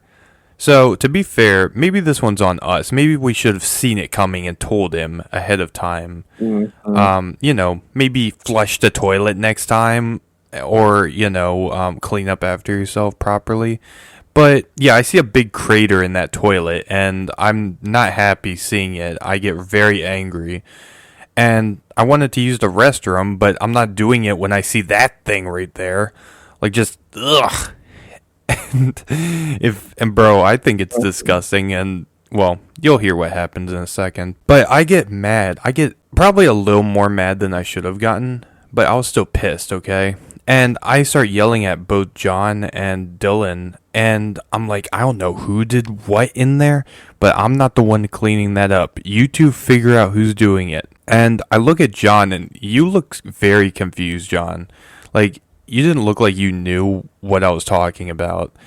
And Dylan, on the other hand, guilty as sin. I could already tell it was him because he looks so uncomfortable. If that was you, how embarrassed would you feel? Super embarrassed. I think reminding myself to relive my PTSD. Basically, I had to clean it up, and I had to get up there, cover my mouth with the toilet paper.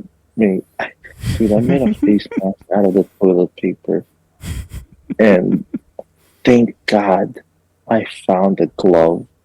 There was the gloves on the compartment in the bathroom. So I used it while I scrubbed it down. At this point, are you just are you beyond pissed off? Like, just Dude, I'm gonna be honest with you. If I was able to Uber, like pay $1,000 just to get home, I would have done that night. At that point, I wanted to go home. I did not want to get into a screaming match with him because I was at that tipping point. I just want to just cuss him out. my gas mileage is pretty good, and I assume that, I'd have to fill up 3 times because it was like a 6-hour drive or something like that, maybe more. And surprisingly, I didn't realize how good my gas mileage was, and I actually only used 3/4 of the tank going down there, and I filled it up myself before going down, just to, spend the first pump up, I guess you could call it. And then after that, it would be John and Dylan doing the rest. And however they chose to do it, that's up to them, okay? I'm not going to tell them what to do or whatever, okay? We would need another fill up before we left, obviously.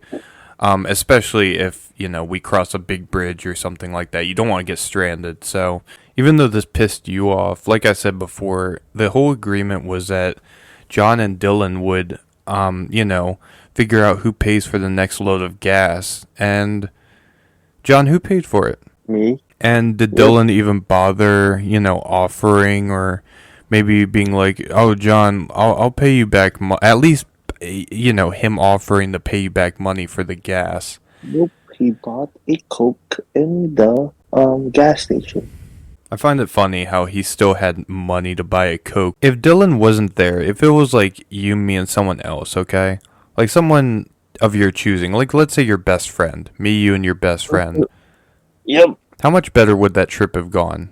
Like rate it 1 out of 10. 10.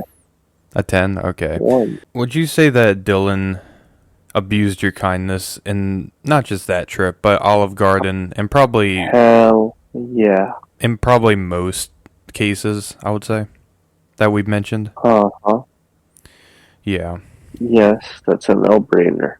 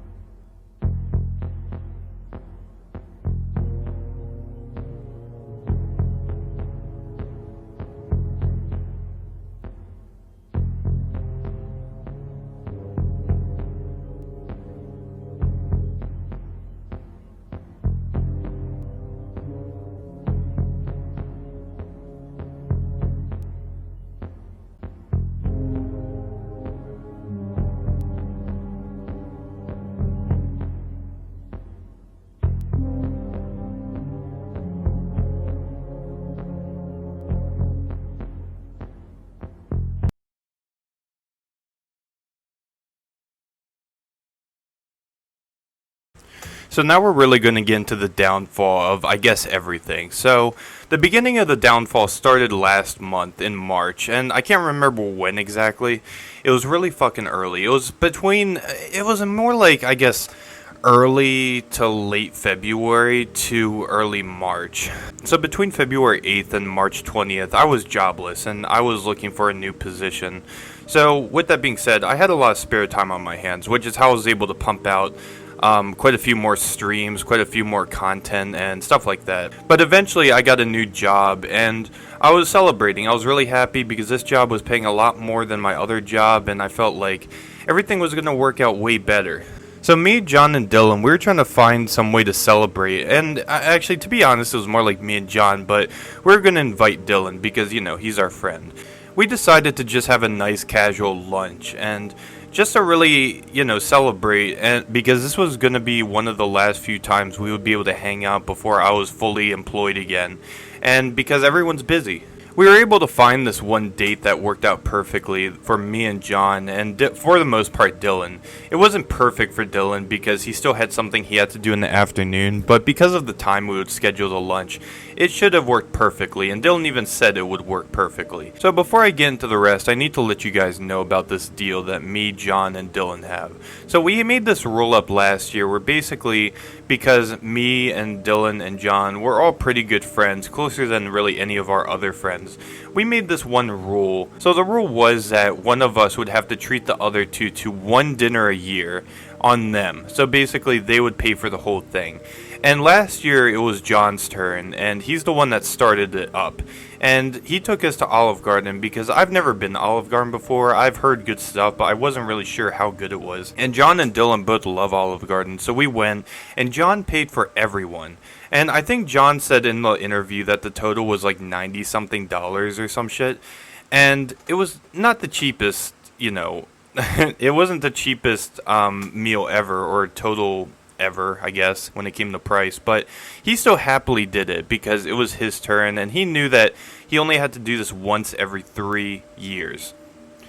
And then the next year, which is this year, it would be Dylan's turn, and then the year after this, which is next year, it would be my turn. So since we were going to have this lunch, we figured that it would be a great time for Dylan to go forward with his promise and his part of the deal, so he would pay for this year's lunch. And to make it even more perfect, it was about 1 year after John paid for Olive Garden. So this was pretty much right on the ballpark of when it was a great time and a 1 year anniversary of when John served us.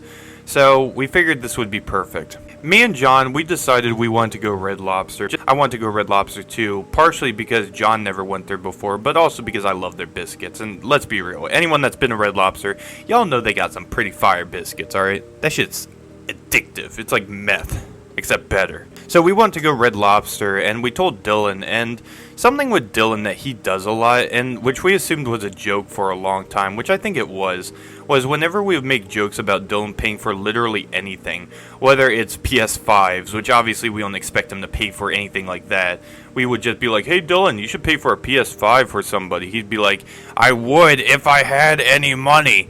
He would always say that, and most of the time it was a joke, and we all would laugh at it, and Dylan would laugh, shit like that, friend shit, you know? But when we brought up the idea to Dylan, we were being super serious this time. We're like, Dylan, we want to go Red Lobster, and since it is your turn to pay, this would be a great time for, you know, you to hold up your end of the deal, and, you know, pay for our Red Lobster restaurant trip. Dylan almost immediately has a really bad attitude with us, and keep in mind, I don't think I've ever really asked Dylan to pay for anything, unless he was paying me back for something. I've never actually gone out of my way and asked Dylan, hey Dylan, can you pay for this shit? Actually, no, I think one time I did, just because I didn't have enough cash on me at Chick-fil-A, but Dylan owed me that time anyway, so he kind of already had to, you know, pay me back one way or another, so he just paid me back in the Chick-fil-A. But really, besides that, I can't think of any other time I've asked Dylan to pay for anything. And since this was part of a deal, I don't see anything wrong with that. But Dylan had this bad attitude, he said his common joke line, and he's like, I would if I had any money. And we told Dylan we're being serious and that we're not joking around, and that since he confirmed that his schedule would be good that day, that we should just do it. And I told Dylan, I know you have school later on in the afternoon, but since the restaurant's really close to your school, I'll just drive you there, okay? I'll just drive you there, and then it all works out. It's perfect. But Dylan's still giving us a shitty-ass attitude. He's like, no, guys, I don't want to take us to Red Lobster. I'll tell you what, I'll take you guys to McDonald's, though, or Chick-fil-A.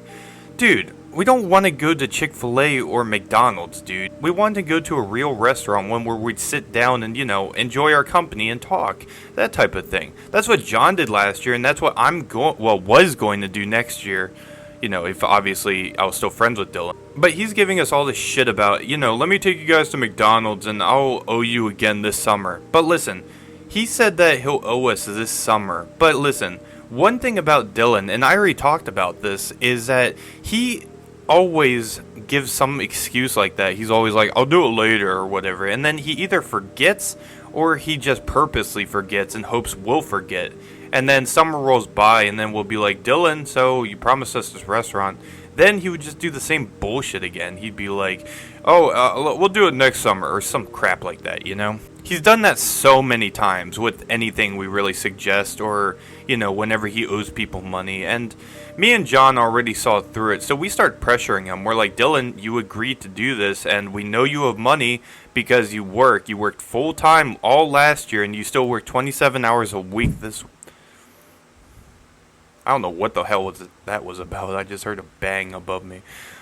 But he works 27 hours a week, and I know exactly how much he makes at the bare minimum, so I knew he could easily afford this.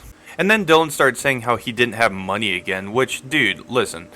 I did the calculations, and he makes somewhere between 35 grand to 40 grand. So how do you not have money? Unless you're the most irresponsible person ever with money, and you're pulling a dark side Phil, and spending 40 grand a year on WWE champions, then I think you have a buttload of money, and that if you just say that, especially when we're being serious and we have an agreement, you're just being a selfish asshole.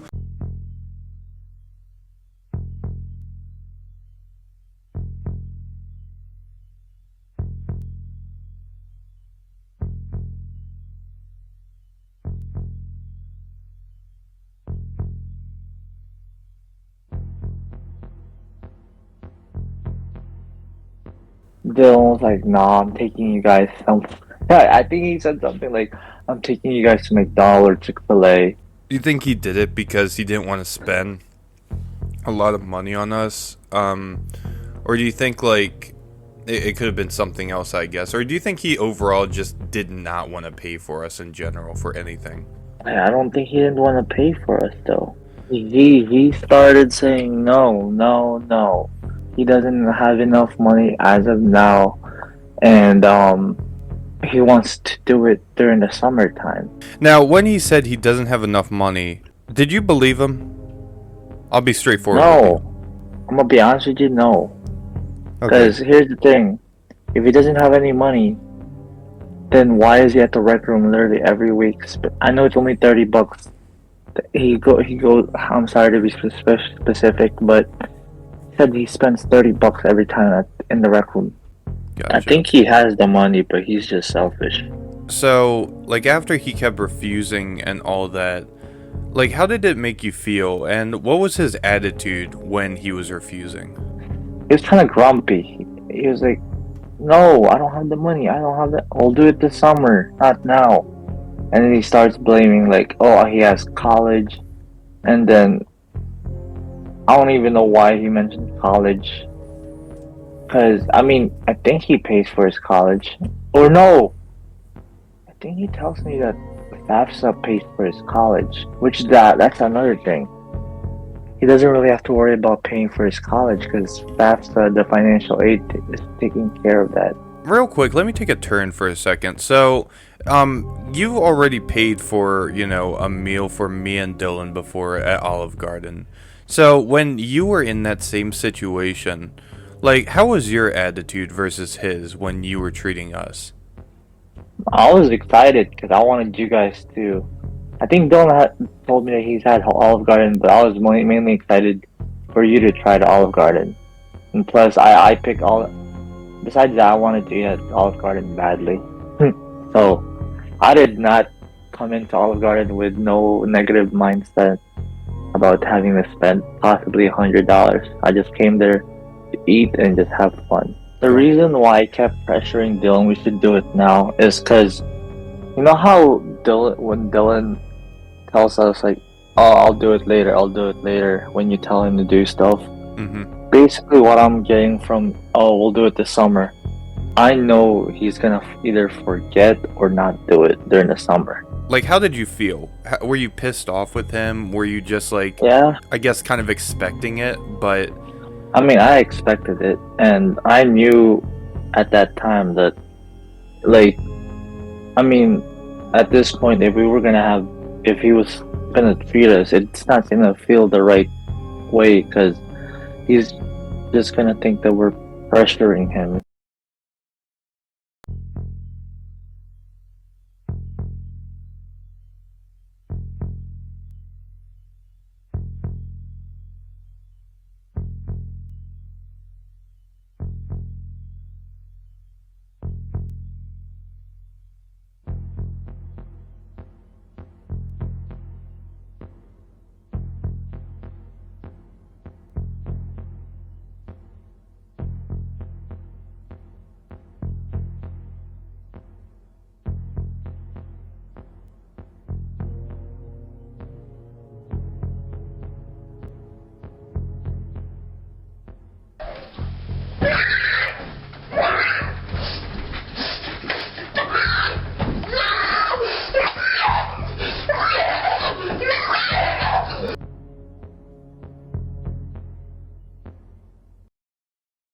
So me and John started arguing with him a little bit. We're like, Dylan, you agreed to do this, and this day works perfectly. Why? Why not? And he just kept giving us the same shit. He's like, I don't have money, man. I don't know what you want from me. And we're like, dude, how do you not have money? You work all these hours last year and this year. How do you not have money? You should have like 5 to 10 grand at least in your account. Because this dude doesn't pay rent and he just pays basic bills, so I don't understand how he would have the money. And I told Dylan that. I'm like, please explain to me. Please explain to me how you don't have money. He didn't give any explanation or anything. He had no explanation at all. So when we pitched this idea, it was a little bit early before the date that, we wanted to go. So we thought Dylan would eventually just come around and do it. But we ended up just trying to pressure him more because, listen, we are both mad because we've paid for so much of his crap almost happily all the time. And the one time we ask him just to do something nice that he agreed to, he gives us a whole bunch of bull crap over. So me and John are obviously annoyed, so we decided to start messing with him a little bit. Me and a few other friends who were in the channel with us when we even pitched this idea, we started putting lobster emojis on our name, which if you join our Discord, you can still see this to this day.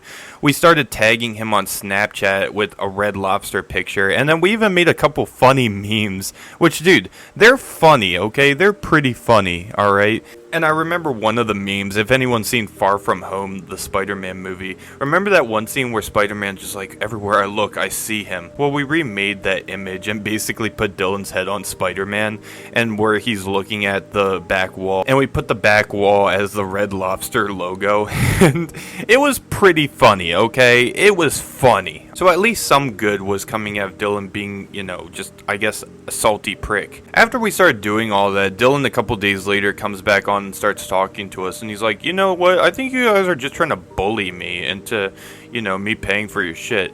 Which, dude, when he said that, me and John both started getting angry as fuck, because, dude, this was one time that we're actually asking you to do something when it involves spending money, which you agreed to. How is it bullying? Who knew it was bullying to, to go forward with an agreement? I feel like Dylan would pull the same kind of shit on like a boss or something if his boss was like, Dylan, so you agreed to take this job, so do the job. I can imagine him just going up to his boss and being like, I think you're trying to bully me, man. Like, that was pretty much the same crap he was giving me and John. It was just ridiculous.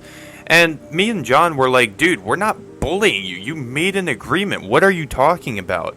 And we started talking to him, and we argued a little bit with him, and eventually he's like, oh, yeah, okay, my bad, or whatever. I don't even think he apologized for saying that to us because, dude, we're two of his good friends. We're not bullying you. You had made an agreement. I think a few more days may have passed by after we had that conversation, or it may have been continued in the same conversation. I can't fully remember.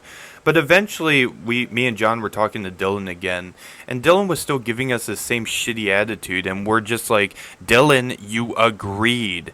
And eventually, after a whole bunch of just persuading and trying to, and pressure, just telling him, dude, we do a lot of stuff for you. You don't do a lot of stuff for us, and we do it happily, and you're being a dick right now. Because we've done so much for you, and you're being so ungrateful right now. And literally the one time we ask you to do anything, you just start accusing us of bullying you. Like, dude, shut up. Like, I wanted to cuss him out right then and there, but I held my tongue, even though, you know, he was still being a prick about everything. And eventually Dylan told us some information, which I don't know if I even believe him to this day. But, and I'm not going to say the exact figure, but basically he told us how much is in his bank account. And, dude, he told, like, I'm not going to say the exact figure like I just said, but it was not a lot. He should have had another 0 or 2 zeros at the end of that number. And, bro, I'm going to be honest, like, either he's the most irresponsible spender I know, or he's lying. And me and John both thought he was lying and just being selfish. And we're like, Dylan, I'm sorry, but, like, that makes no sense how you have that much. And he's like, I'm worried because, like, I don't know how much you guys are going to spend at Red Lobster, and it's going to overdraft my account. Which, listen, dude, Red Lobster, me and John both, and I'll even clip some of the interview between us talking about this, but we don't spend a lot of money, especially if someone else is paying for us. We won't do that. That's messed up. Now, Red Lobster, it's not the cheapest place ever, but we'll spend, I don't know, each of us will probably spend $25 or $30 at most.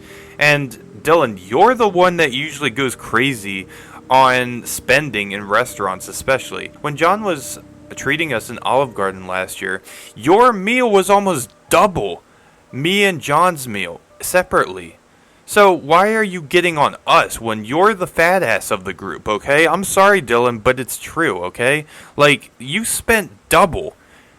John's $95 Olive Garden bill, almost half of that was from you, Dylan, and you're worried about me and John? And John was happy doing it, too. John could have straight up been like, Dylan, you're being such a fat ass with how much food you're eating. And to make it even worse with Dylan in Olive Garden, he didn't even finish this food. He ate like some of it and then didn't even finish it and just wasted John's money. But look, that's I can't be mad at that. John can be mad at that if he chooses. But at the end of the day, John knew what he was signing up for. And if Dylan wants to waste his food, then that's on him. It's not like you can't really push him around too much for that.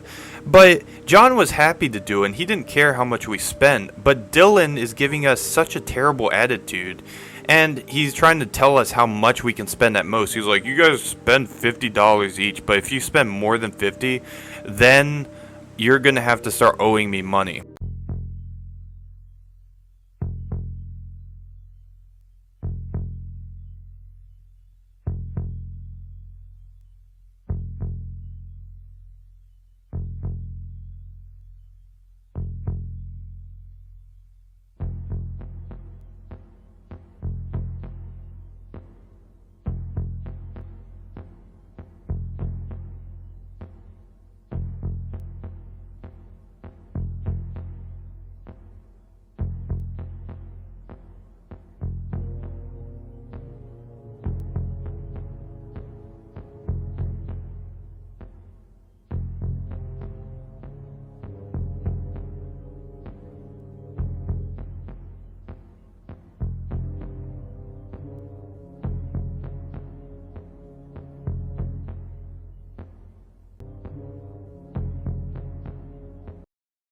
How many times have you actually, tried to, like, pressure Dylan? I never pressured him for the Virginia Beach trip to pay me back. I mean, I kept bitching about it, but I never really went up to him like, dude, if you don't pay up, something's gonna we're gonna get into we're gonna have an issue. I never really done that to him. So it was like the time I basically, yeah. Yeah, I feel like it's just his way of making us look like the bad person or trying to manipulate us. Something I've noticed with Dylan is that he's kind of masked, and he and Wings of Redemption kind of have this, I want to say, gift almost in a way where they can try and manipulate people into making people feel sorry for them almost, and try and have wiggle room in really anything. Would you say that's accurate, number one? Yes, pretty accurate. Now, let me ask you this. When he brought that up, how did you feel? Like, how did you feel knowing that, and the way he said, like, that he would limit our orders to 50 or else anything past 50 he would owe us. How did you feel?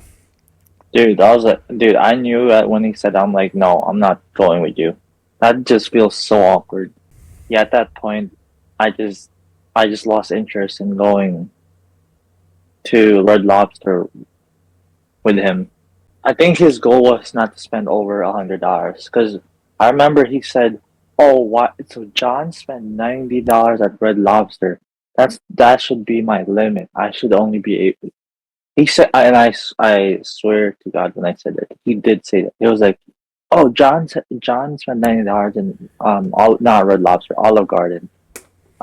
He said that like if we go past $90, then you guys are helping me, or we can't be doing this or something like that. Yeah. How did you feel when he brought that up, by the way? Like, did you think that was kind of inappropriate for him to bring up?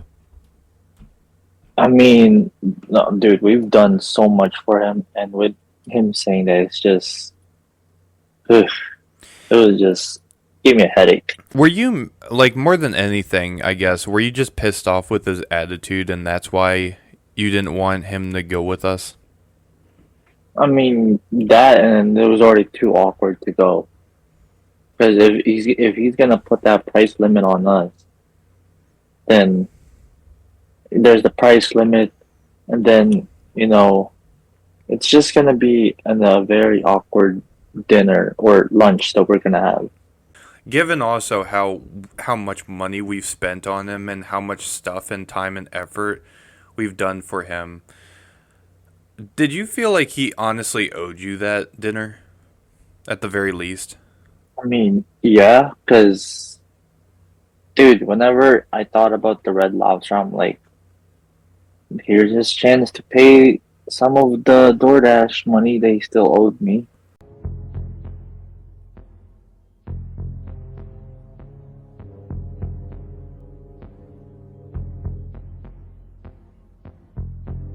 First, I was okay with that, but John was not budging, and I was trying to get John to agree to it, but he wasn't budging.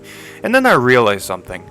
I realized just how bad Dylan's attitude was, and how much of a fucking cheapskate he was trying to be, and just acting so, like, such a dick, dude. Because, again, me and John both, and John especially, because he went through with this, he was happy paying for us. Dylan acted like it was a chore. We've done so much for this dude. We've given him so much advice. We've spent so much time with him. And we've happily done everything for him that we've done. And Dylan can't do this one thing with a good attitude? Not to mention, when John brought up Olive Garden and told Dylan how happy he was to pay for him, Dylan had the audacity to be like, alright, well, if John spends $90 and I can spend, then you guys are all limited to $90. Dude, no, that's not how it works. Whatever we order, that's the total, okay? And again, me and John aren't going to spend a lot of money. It's probably going to be cheaper anyway for you at Red Lobster versus John's Olive Garden bill. But he didn't care. He just was thinking about his bank account the entire time, which me and John got sick of it. And after I realized just how much of an asshole Dylan was being, I told Dylan, you know what, Dylan, forget about it. Forget about it. So after I told him that, he was just like, you sure? And I'm like, yeah, Dylan, forget about it. So what did we do? Number one, we lied to him about what day we were going to Red Lobster, and we went a day early. And dude, I was so angry with him this whole time. Like, I genuinely wanted him to be upset that we didn't invite him, which may or may not have happened, but I don't really care if it happened or not, because regardless, I still went to Red Lobster, and we had a great time. I invited my other friend instead of Dylan to replace him, and all three of us had a great time. We were talking about stuff, and it was just a great time, And meanwhile, me and John were taking Snapchats of us being at Red Lobster, and John was Snapchatting Dylan, saying how we were at Red Lobster today, and Dylan didn't seem that mad, which, you know what, good for him. He didn't get angry at it, even though I kind of wanted him to get mad, I'm not gonna lie. And then after John told him, Dylan said, "Oh, I wish I knew that before. I would have gladly gone." Dude.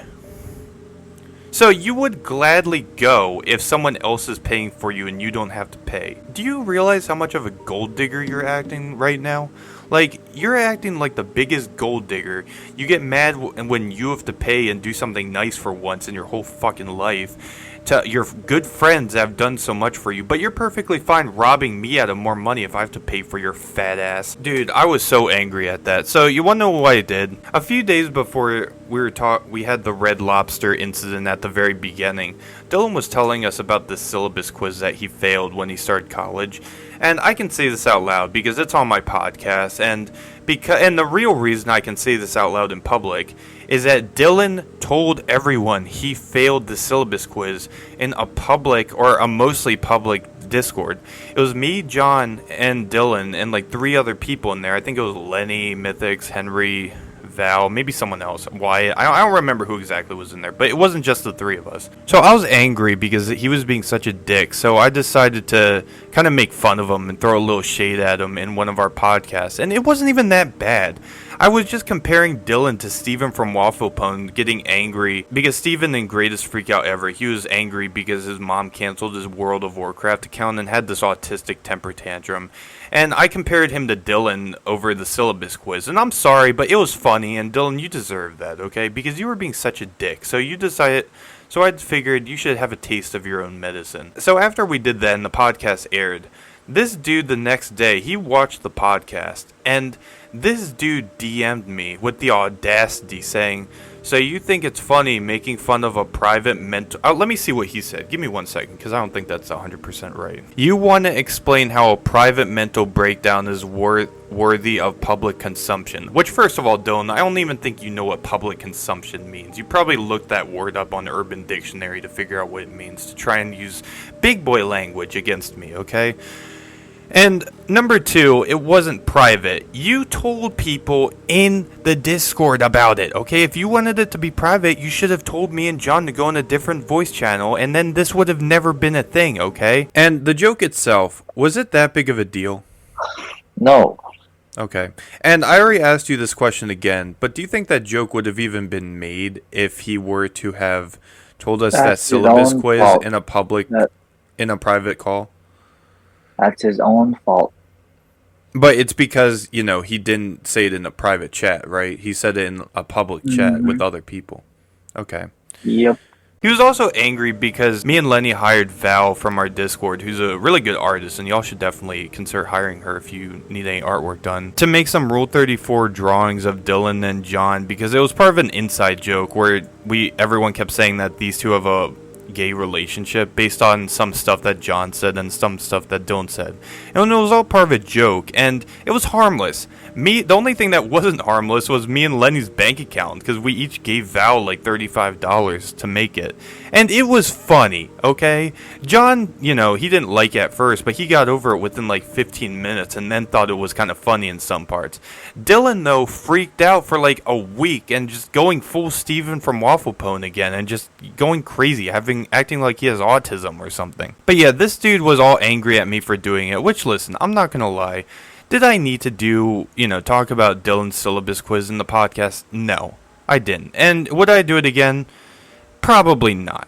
But this guy was making me so angry with his selfishness and just how he was all for his friends spending money on him, but him not having to do anything all the time, which is what you always do, Dylan. Like, how did others react to, like, the Red Lobster thing and just basically Dylan being selfish?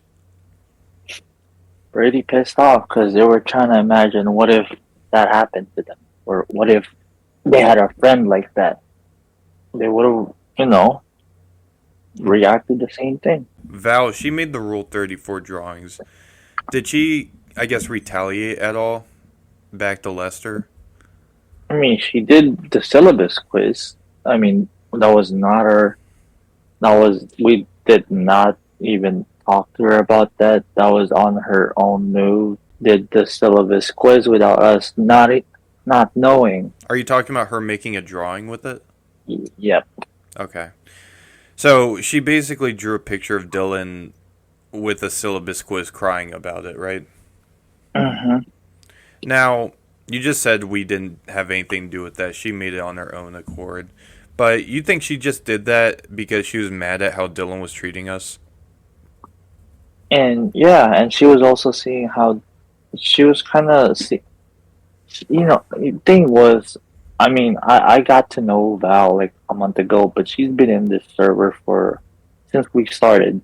So she basically she's just a quiet one at first. So she sees what happened. But like me and you, we both did not tell her to do it, and we didn't pay her to do it. She just kind of drew it because she was pissed off with Dylan, right? Mm-hmm. Would you say that Dylan is mostly to blame for that syllabus drawing? Because this whole thing, in my eyes, personally, I think it could have been avoided if Dylan just did not bring that up in front of a bunch of people. And if he just brought it up in front of us, then, like, the way I see it, I don't think that drawing would have ever been created. What do you think? Mm-hmm. No, it wouldn't. So, I felt a little bad at first, but then I realized just how much stuff we've done for him. And after talking with John, I made a text file basically showing off everything I've ever done for Dylan, along with John as well. And before I sent that to Dylan, I texted him saying, hey, check your Discord. You need to learn about some stuff that we haven't told you. And basically, we put every single thing we've ever done for Dylan in this text file, which isn't just the good things we've done for him, but a lot of bad things he's done to us. Okay? And the bad things he's done to us are probably 1,000 times worse than the stupid syllabus quiz bullshit, okay? At the end of the day, nobody cares that you failed the syllabus quiz. Everyone fails quizzes, okay? I failed a good amount of tests, midterms, final exams, stuff like that. But I'm doing okay. So you can bounce back easy from that L. But after I sent him that list and reminded him just how much more crap he's put us through, he basically sent a long paragraph saying how, this was eye-opening, and he seemed apologetic. So what we ended up agreeing to was me and him and John ended up agreeing to go into a voice call and hash everything out. But about a couple days before we went into this voice call, I would say the day after, Dylan texted me basically asking me why I posted that podcast. I realized that Dylan deleted all of his videos on his channel except the one that he made by himself, which is probably the shittiest quality on his channel. Like, I'm not gonna lie, it's okay for him considering he's never really made his own video, but dude, his whole bully series and any videos I've sent him over the years, they're just gone. And dude, when I saw that, I got unbelievably mad. I got Hulk angry, and I wanted to smack him. I wanted to smack him so bad because I probably put 25 hours into editing his whole bully series plus any other video that was on his channel. If you want to see the videos that he had uploaded, join my Discord and look at the Lester B video/streams tab on Discord, and you'll see exactly which videos he deleted and just how many videos he had on his channel. Not only that, but he also deleted the live streams, which I don't really care about that. That's more on him. Dude, I edited and made the thumbnails for all of his videos for free and spent so much time trying to help him grow on YouTube, only for him to delete them all and then basically give me the finger. So after that happened, I had a lot of anger build up in me and basically ready to prepare to unleash it on Dylan. So when the day came where me, John, and Dylan had our conversation in Discord, I tried to keep it as professional as possible. I told everyone, listen, we're not going to talk over each other, at least, not very often. If it's an accident, it happens, but let's try and avoid it, okay? I let Dylan go first, heard him out, then it was going to be me next, and then John. Or I guess both of us together, because it was more like me and John versus Dylan. So Dylan told us what was up. He basically told us that after he saw the podcast, he decided to just completely leave the Discord. He deleted all of his videos, and he said he was done with everything. He was done with YouTube. He said it was too hard. He couldn't take it no more. Which, listen, the way he said it, he made it sound like he actually uploaded his own content, which you don't, Dylan. You did not. You were lazy. You would almost never stream unless, it was with me. And you only made one video that I didn't make for you. So you didn't even try with YouTube. So what do you mean it was too much for you? Part of the reason I'm so angry with him deleting his videos and even quitting YouTube is because I think he's actually really good at doing it. I think he's entertaining, he's funny, he's really, really good. That's why I would always tell him so many times, Dylan, I believe in you. I know you can do good on this. You're really good. I think you can be way better than me if you work hard and keep working hard. And which I think you can do, then I think you could actually be really successful on there. And I would try and do everything I could for this stupid motherfucker to try and get him motivated on YouTube. I wanted him to succeed because, Dylan, I'm sorry, but you're really not good at much, and neither am I, okay? The only reason I'm successful is because I work. I work hard. Because I know there's people that are naturally good at stuff that I have to compete against. I just have a better work ethic, and that's how I'm successful, okay? Only reason I'm successful, because I work, okay? I work. And basically him deleting everything, that was a big FU to me. And I'm pretty sure he meant it, and John even confirmed it in our interview. So, when it was my turn and Dylan was done talking, which he really did not make a good argument, I started out by telling him, listen, Dylan, I realize that maybe it wasn't the best idea to upload the podcast clip of us making fun of you. I'll take responsibility for that since it's my channel. Don't even blame John or Lenny. I'll take responsibility. And hindsight 2020, it probably wasn't the best idea, okay? And would I do it again? Probably not.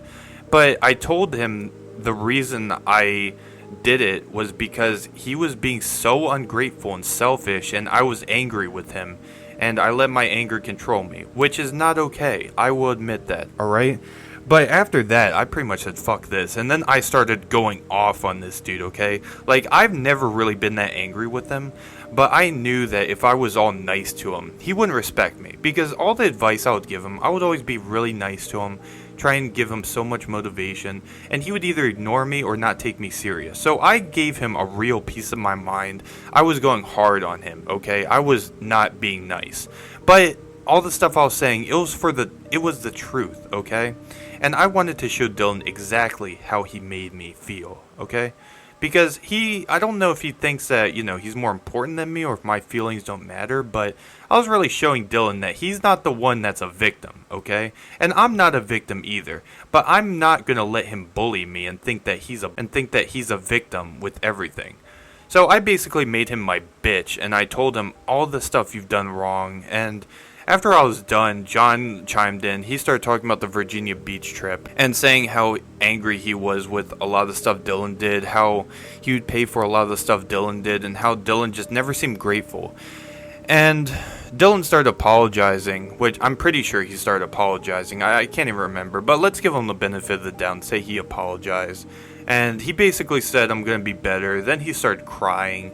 And basically was like, you guys are my best friends. I don't want to lose you. And the reason I'm mocking him, well, you'll see why I'm mocking him later on. But, yeah, he was acting like, he wanted to change and all that stuff. And I was stone cold with him the whole time. I'm not going to lie, I felt a little bad. Because he was a good friend of mine. And I don't like to see, a grown man cry like that.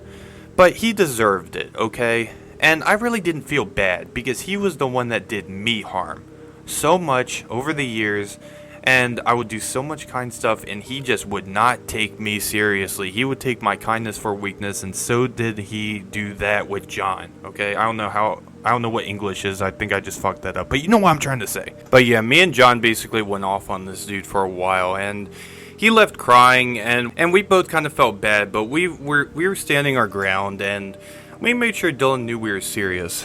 Would you say that he deserved us, pretty much telling him, like, or reminding him, I guess, all the stuff we did and then getting mad when he was being unappreciative? Would you say he deserved that?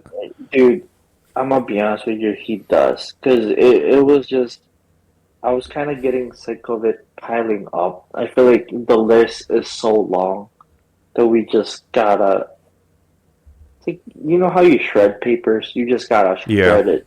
And when I mean shred it, like get it out, put right? it out to him. Yep. But when we were done basically telling him and basically reminding him all the stuff he's done and how shitty of a friend he was, which, listen, I'm gonna be on. Let me ask you a question, and I want you to be. Look, you don't have to answer this because this is kind of a tough question. And if Dylan ever sees this, then he'd probably get pissed off. But do you think Dylan's a shitty friend? Hear me out. Yeah, I'm gonna answer this question.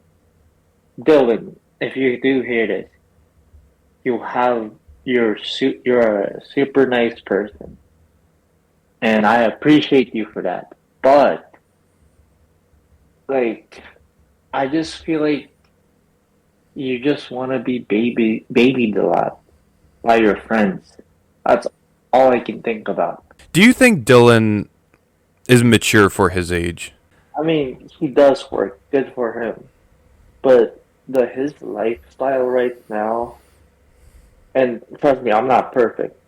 I'm still working on myself too. But neither am I. Yeah. From the way I see him on Snap and other stuff, dude, I don't think so. No. Okay. No, well, the answer to that is no. Where Dylan is right now with his age, do you think that he should be where he currently is, or do you think that, he's a little behind, I suppose? He's a little bit. Okay, gotcha. I won't push anymore. He's way behind. Believe that. He's way behind. He kind of did say sorry, but I think that he meant it? Not really. Do you think he was sorry? Hold on, I'm sorry, but I have to ask you this. Do you think he was sorry that, he actually did all that shit? Or do you think he was just sorry that we were bringing it all to his face at once? Because, Yeah, that's probably it. He just I felt he got caught. Overwhelmed. Or, yeah. I mean, he kind of started getting emotional. Here's the thing. I felt, and hear me out. I did feel bad for him. He started getting emotional towards the end, which I don't know if it's his own way of playing the victim, or did he really mean sorry? Did he really felt sorry? So usually how Dylan is after something like this, he usually does reflect on it, and he usually does apologize later on again, and I figured he would do something like that. I figured that we wouldn't immediately be good again or back where we were, but I figured, he'd apologize and we were trying to work towards trying to go back to where we were before in our friendship. But unfortunately, it does not go that well.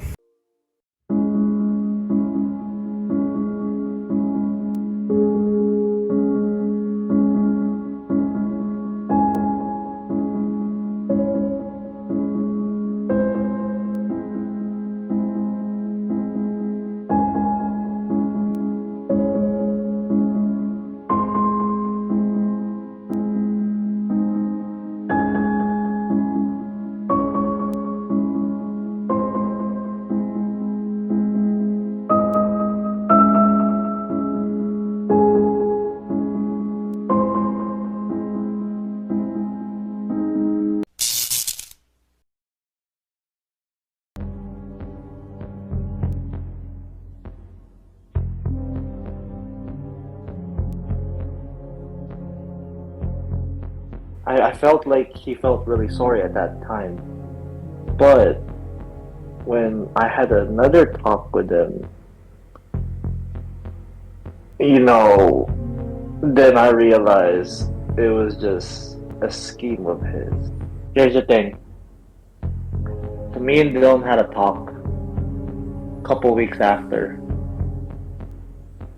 The man started talking about you, and he just completely went AWOL about what you said, dude. I mean, at this point, you know what? Put this in. It is what it is. It's kind of over. And if he gets mad, boo-hoo. Here's what happened. So me and Dylan had a talk. and I was expecting him to just summarize what happened after the intervention, and he completely went the opposite way and started talking shit about Tim. And you know, and I was stunned at first. I kind of played along with it because I didn't expect him to go that. I expected to have a peaceful combo and just talk about what he's done and catch up with him. But yeah, fuck it. Do you think he took anything from the intervention and us, being serious and, basically telling him that, he doesn't take us serious and that all the stuff we've done, he doesn't appreciate it? Do you think he took anything from that? To be honest, I don't think so.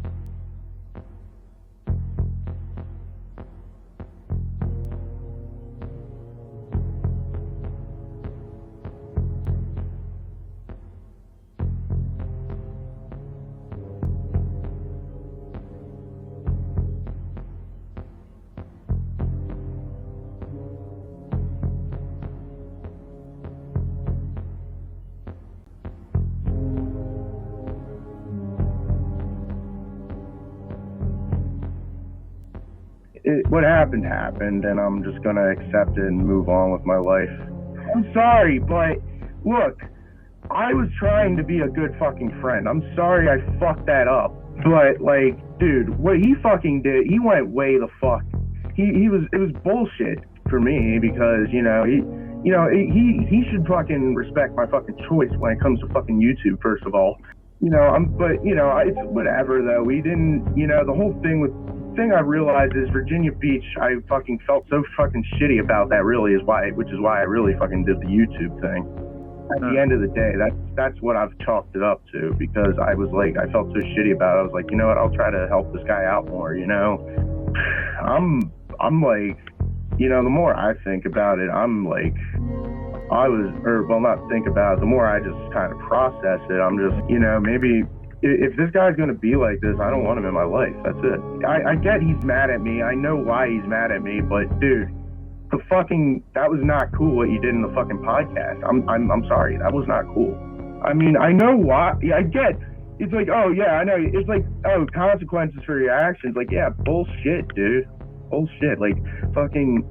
I mean, I get this guy believes in consequences for people's actions and shit. Don't get me wrong, dude. Like, I wouldn't be fucking I wouldn't be doing that to, it's just, I don't know how to even put it. It's just, I'm at the point where I'm just like, you know what, if you're going to be like that, whatever, just be the fucking way you are. And I mean, I was a little fucking shocked when the whole thing happened at first, but, I'm starting to get over it, and I've realized that, tell the past to go fuck itself. That's like my first priority now. Yeah, I know. And he's willing to fucking throw it away over some fucking stupid Red Lobster, really? Yeah, I know. You don't gotta tell me, man. I would have been, and again,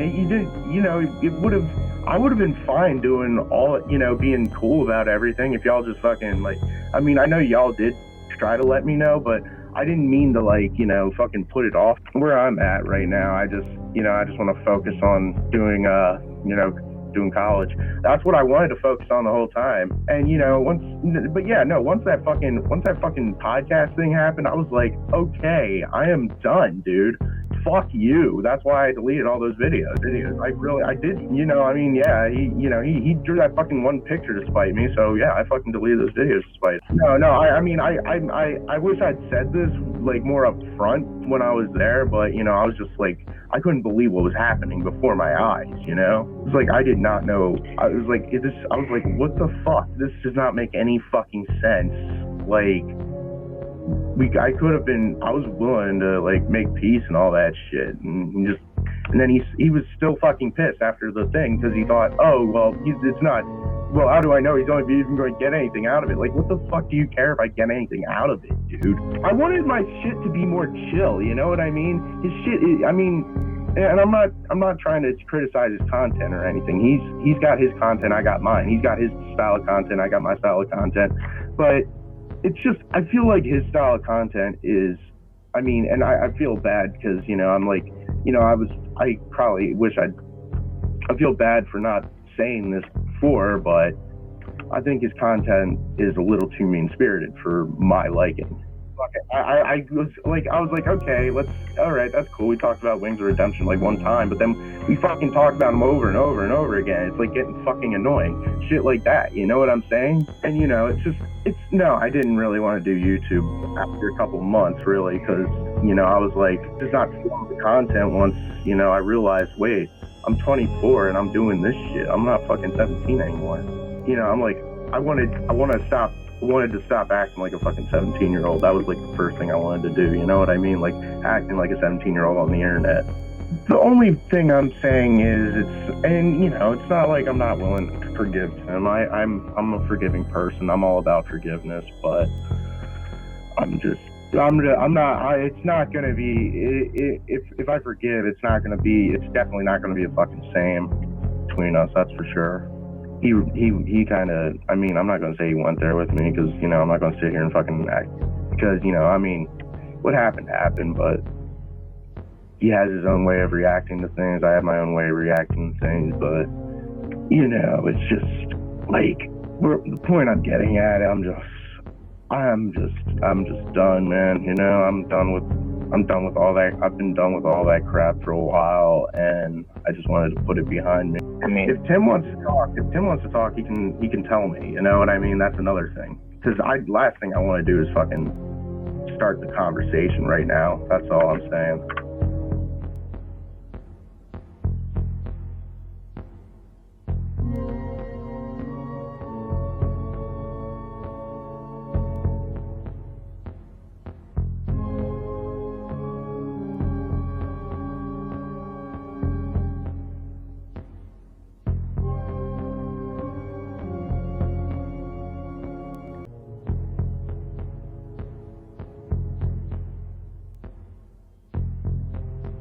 What happened, and I'm just gonna accept it and move on with my life. I'm sorry, but look, I was trying to be a good fucking friend. I'm sorry I fucked that up.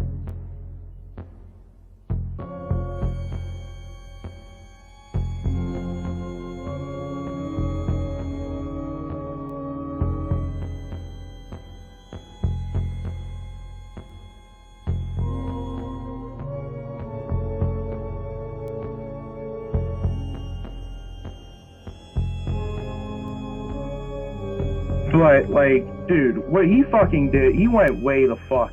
It was bullshit for me because he should fucking respect my fucking choice when it comes to fucking YouTube, first of all.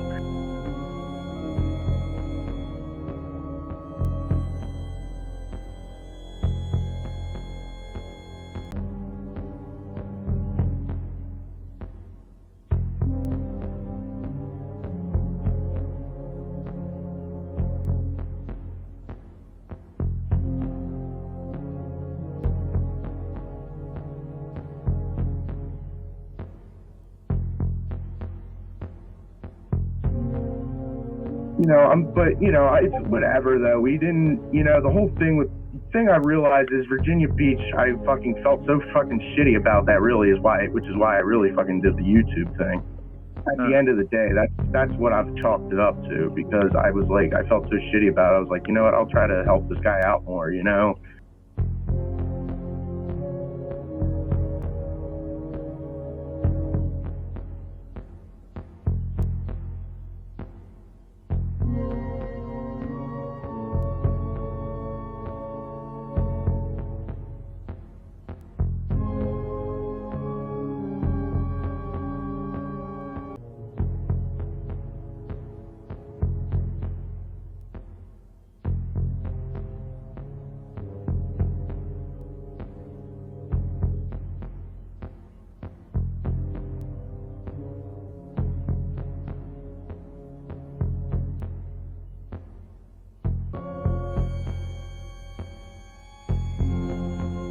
I'm like, you know, the more I think about it, I'm like, not think about it, the more I just kind of process it, I'm just, you know, maybe if this guy's gonna be like this, I don't want him in my life. That's it. I get he's mad at me. I know why he's mad at me, but dude, that was not cool what you did in the fucking podcast. I'm sorry. That was not cool.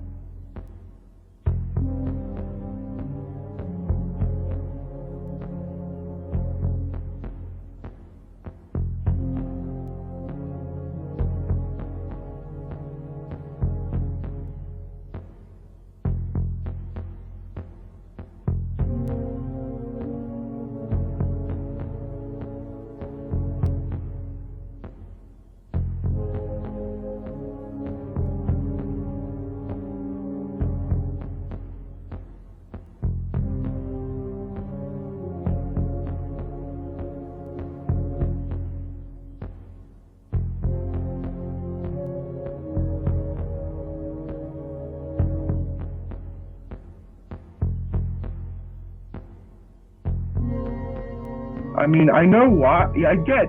It's like, oh yeah, I know. It's like, oh, consequences for your actions. Like, yeah, bullshit, dude.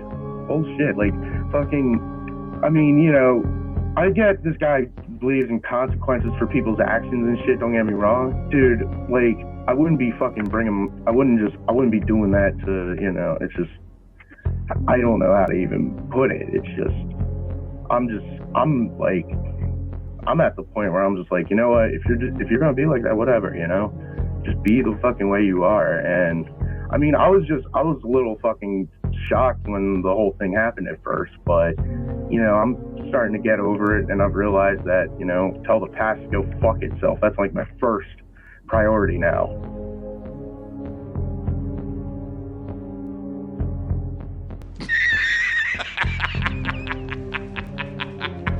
Serious?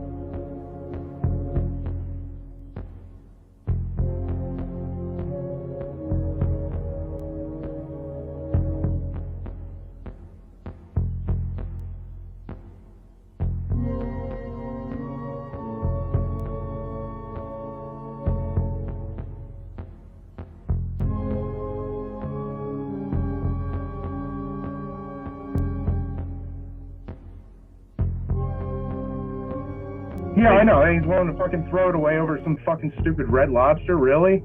Yeah, I know. You don't gotta tell me, man.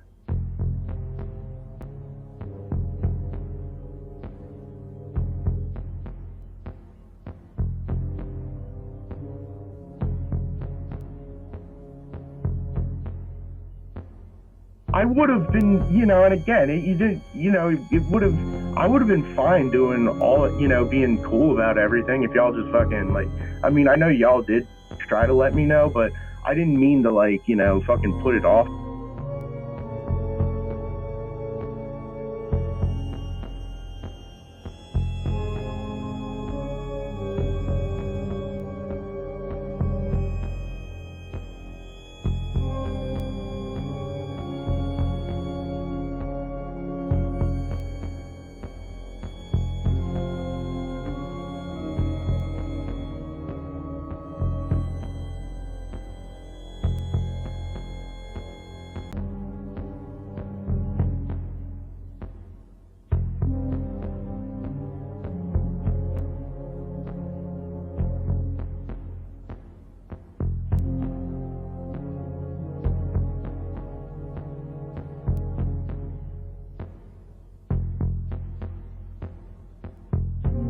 Where I'm at right now, I just want to focus on doing college. That's what I wanted to focus on the whole time.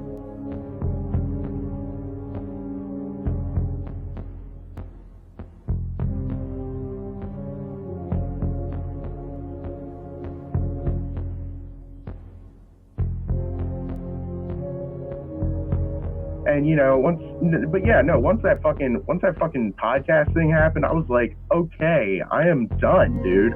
fuck you. That's why I deleted all those videos. I did, yeah, he drew that fucking one picture to spite me, so yeah, I fucking deleted those videos to spite him.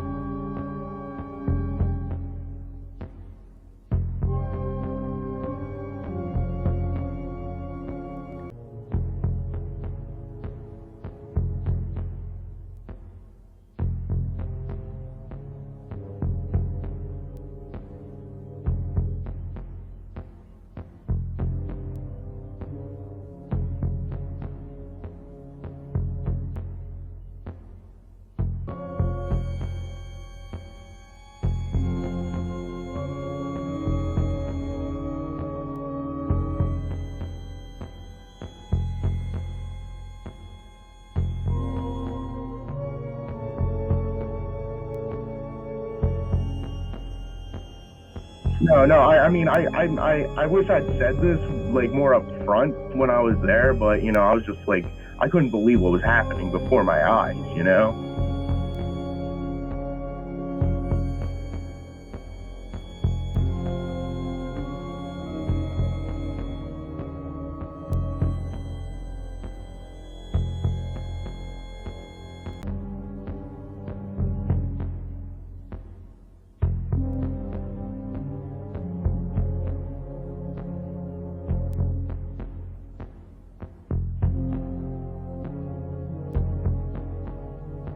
It's like, I did not know. I was like, what the fuck? This does not make any fucking sense.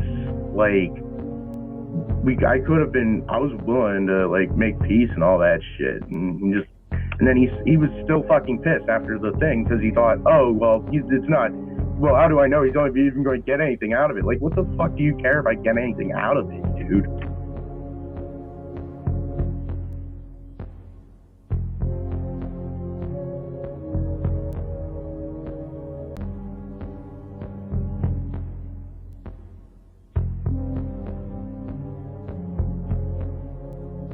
I wanted my shit to be more chill, you know what I mean? His shit, and I'm not trying to criticize his content or anything. He's got his content, I got mine. He's got his style of content, I got my style of content.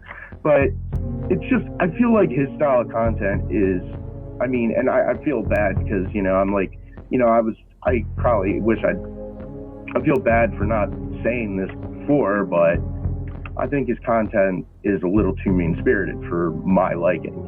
I was like, okay, all right, that's cool. We talked about Wings of Redemption like one time, but then we fucking talked about them over and over and over again. It's like getting fucking annoying.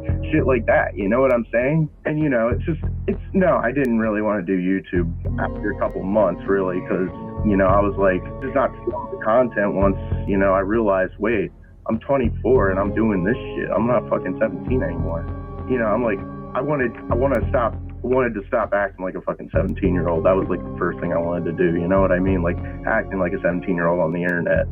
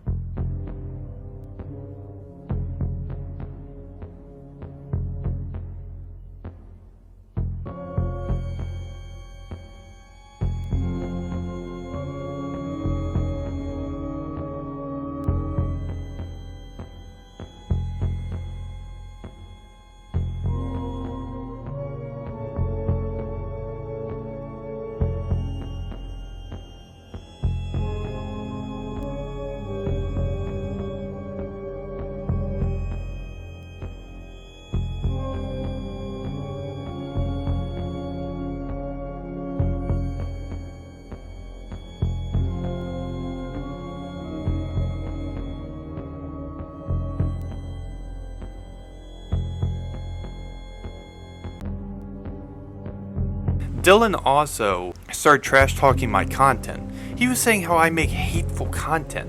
Like, what? How are you saying I make hateful content when, number one, the content you said was quote-unquote hateful?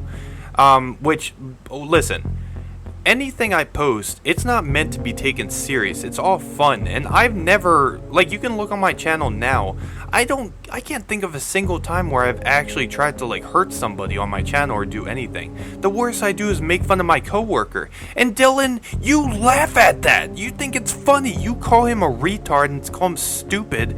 And listen, in some of the videos, like trolling X video models or whatever they're called, I don't remember what that video title was exactly, you were in it when I was trolling those hoes, and you were laughing at it. You thought it was hilarious. So what do you mean I make hateful content? If I make such terrible content, then you realize how much of a hypocrite you look?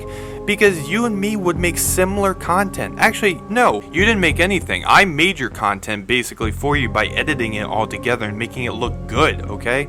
Your content was so similar to mine whenever you would make fun of people in your videos as well. Like, how much of a hypocrite and just an idiot do you have to be? Like, do you realize how easy that is to disprove and just make you look even stupider than you already are? Like, you and Logic are already not, you know, on the best of terms, worse terms than me and you.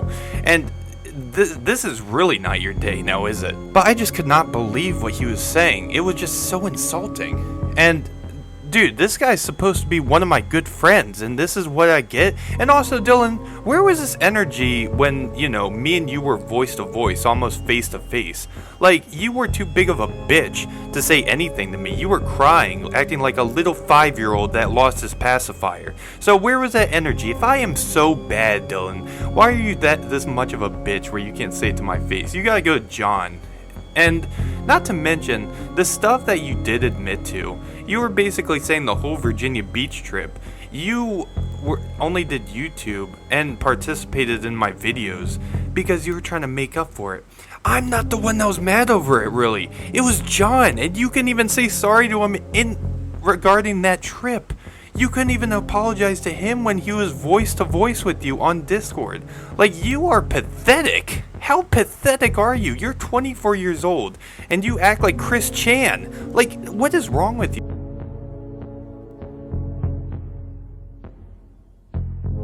The only thing I'm saying is it's not like I'm not willing to forgive him. I'm a forgiving person. I'm all about forgiveness, but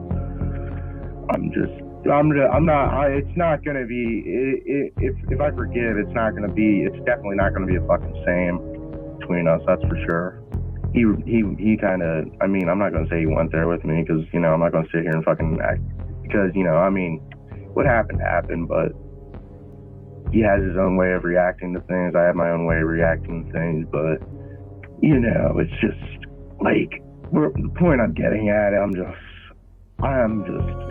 done, man. I'm done with all that. I've been done with all that crap for a while, and I just wanted to put it behind me. I mean, if Tim wants to talk, he can tell me. You know what I mean? That's another thing. Because last thing I want to do is fucking start the conversation right now. That's all I'm saying.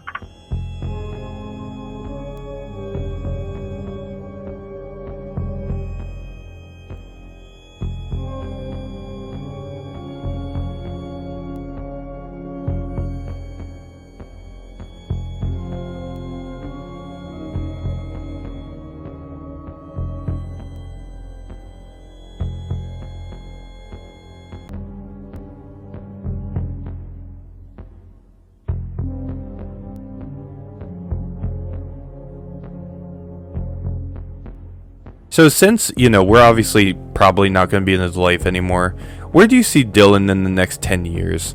Dude.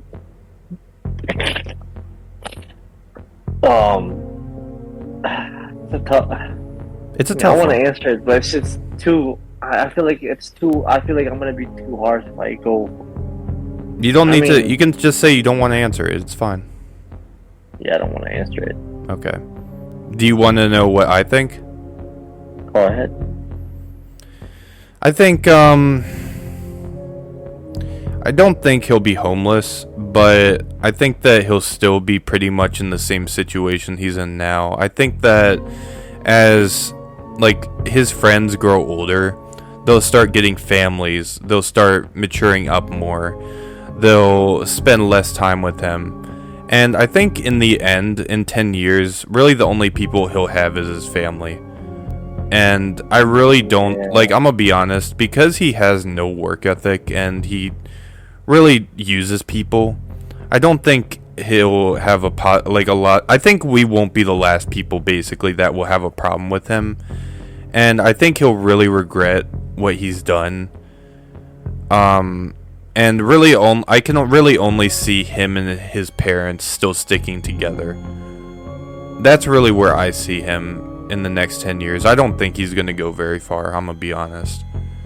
Yeah. Now, I'm not saying, I want him to, like, I'm not gonna lie, I am so, like, I'm still pissed off like crazy with him. Like, I genuinely do want to punch him in the face, but I don't wish him to be homeless, because, that, like, he may wish that on me. I don't really give a shit, because I'm always gonna be more successful than you, Dylan. You can get dunked on right now.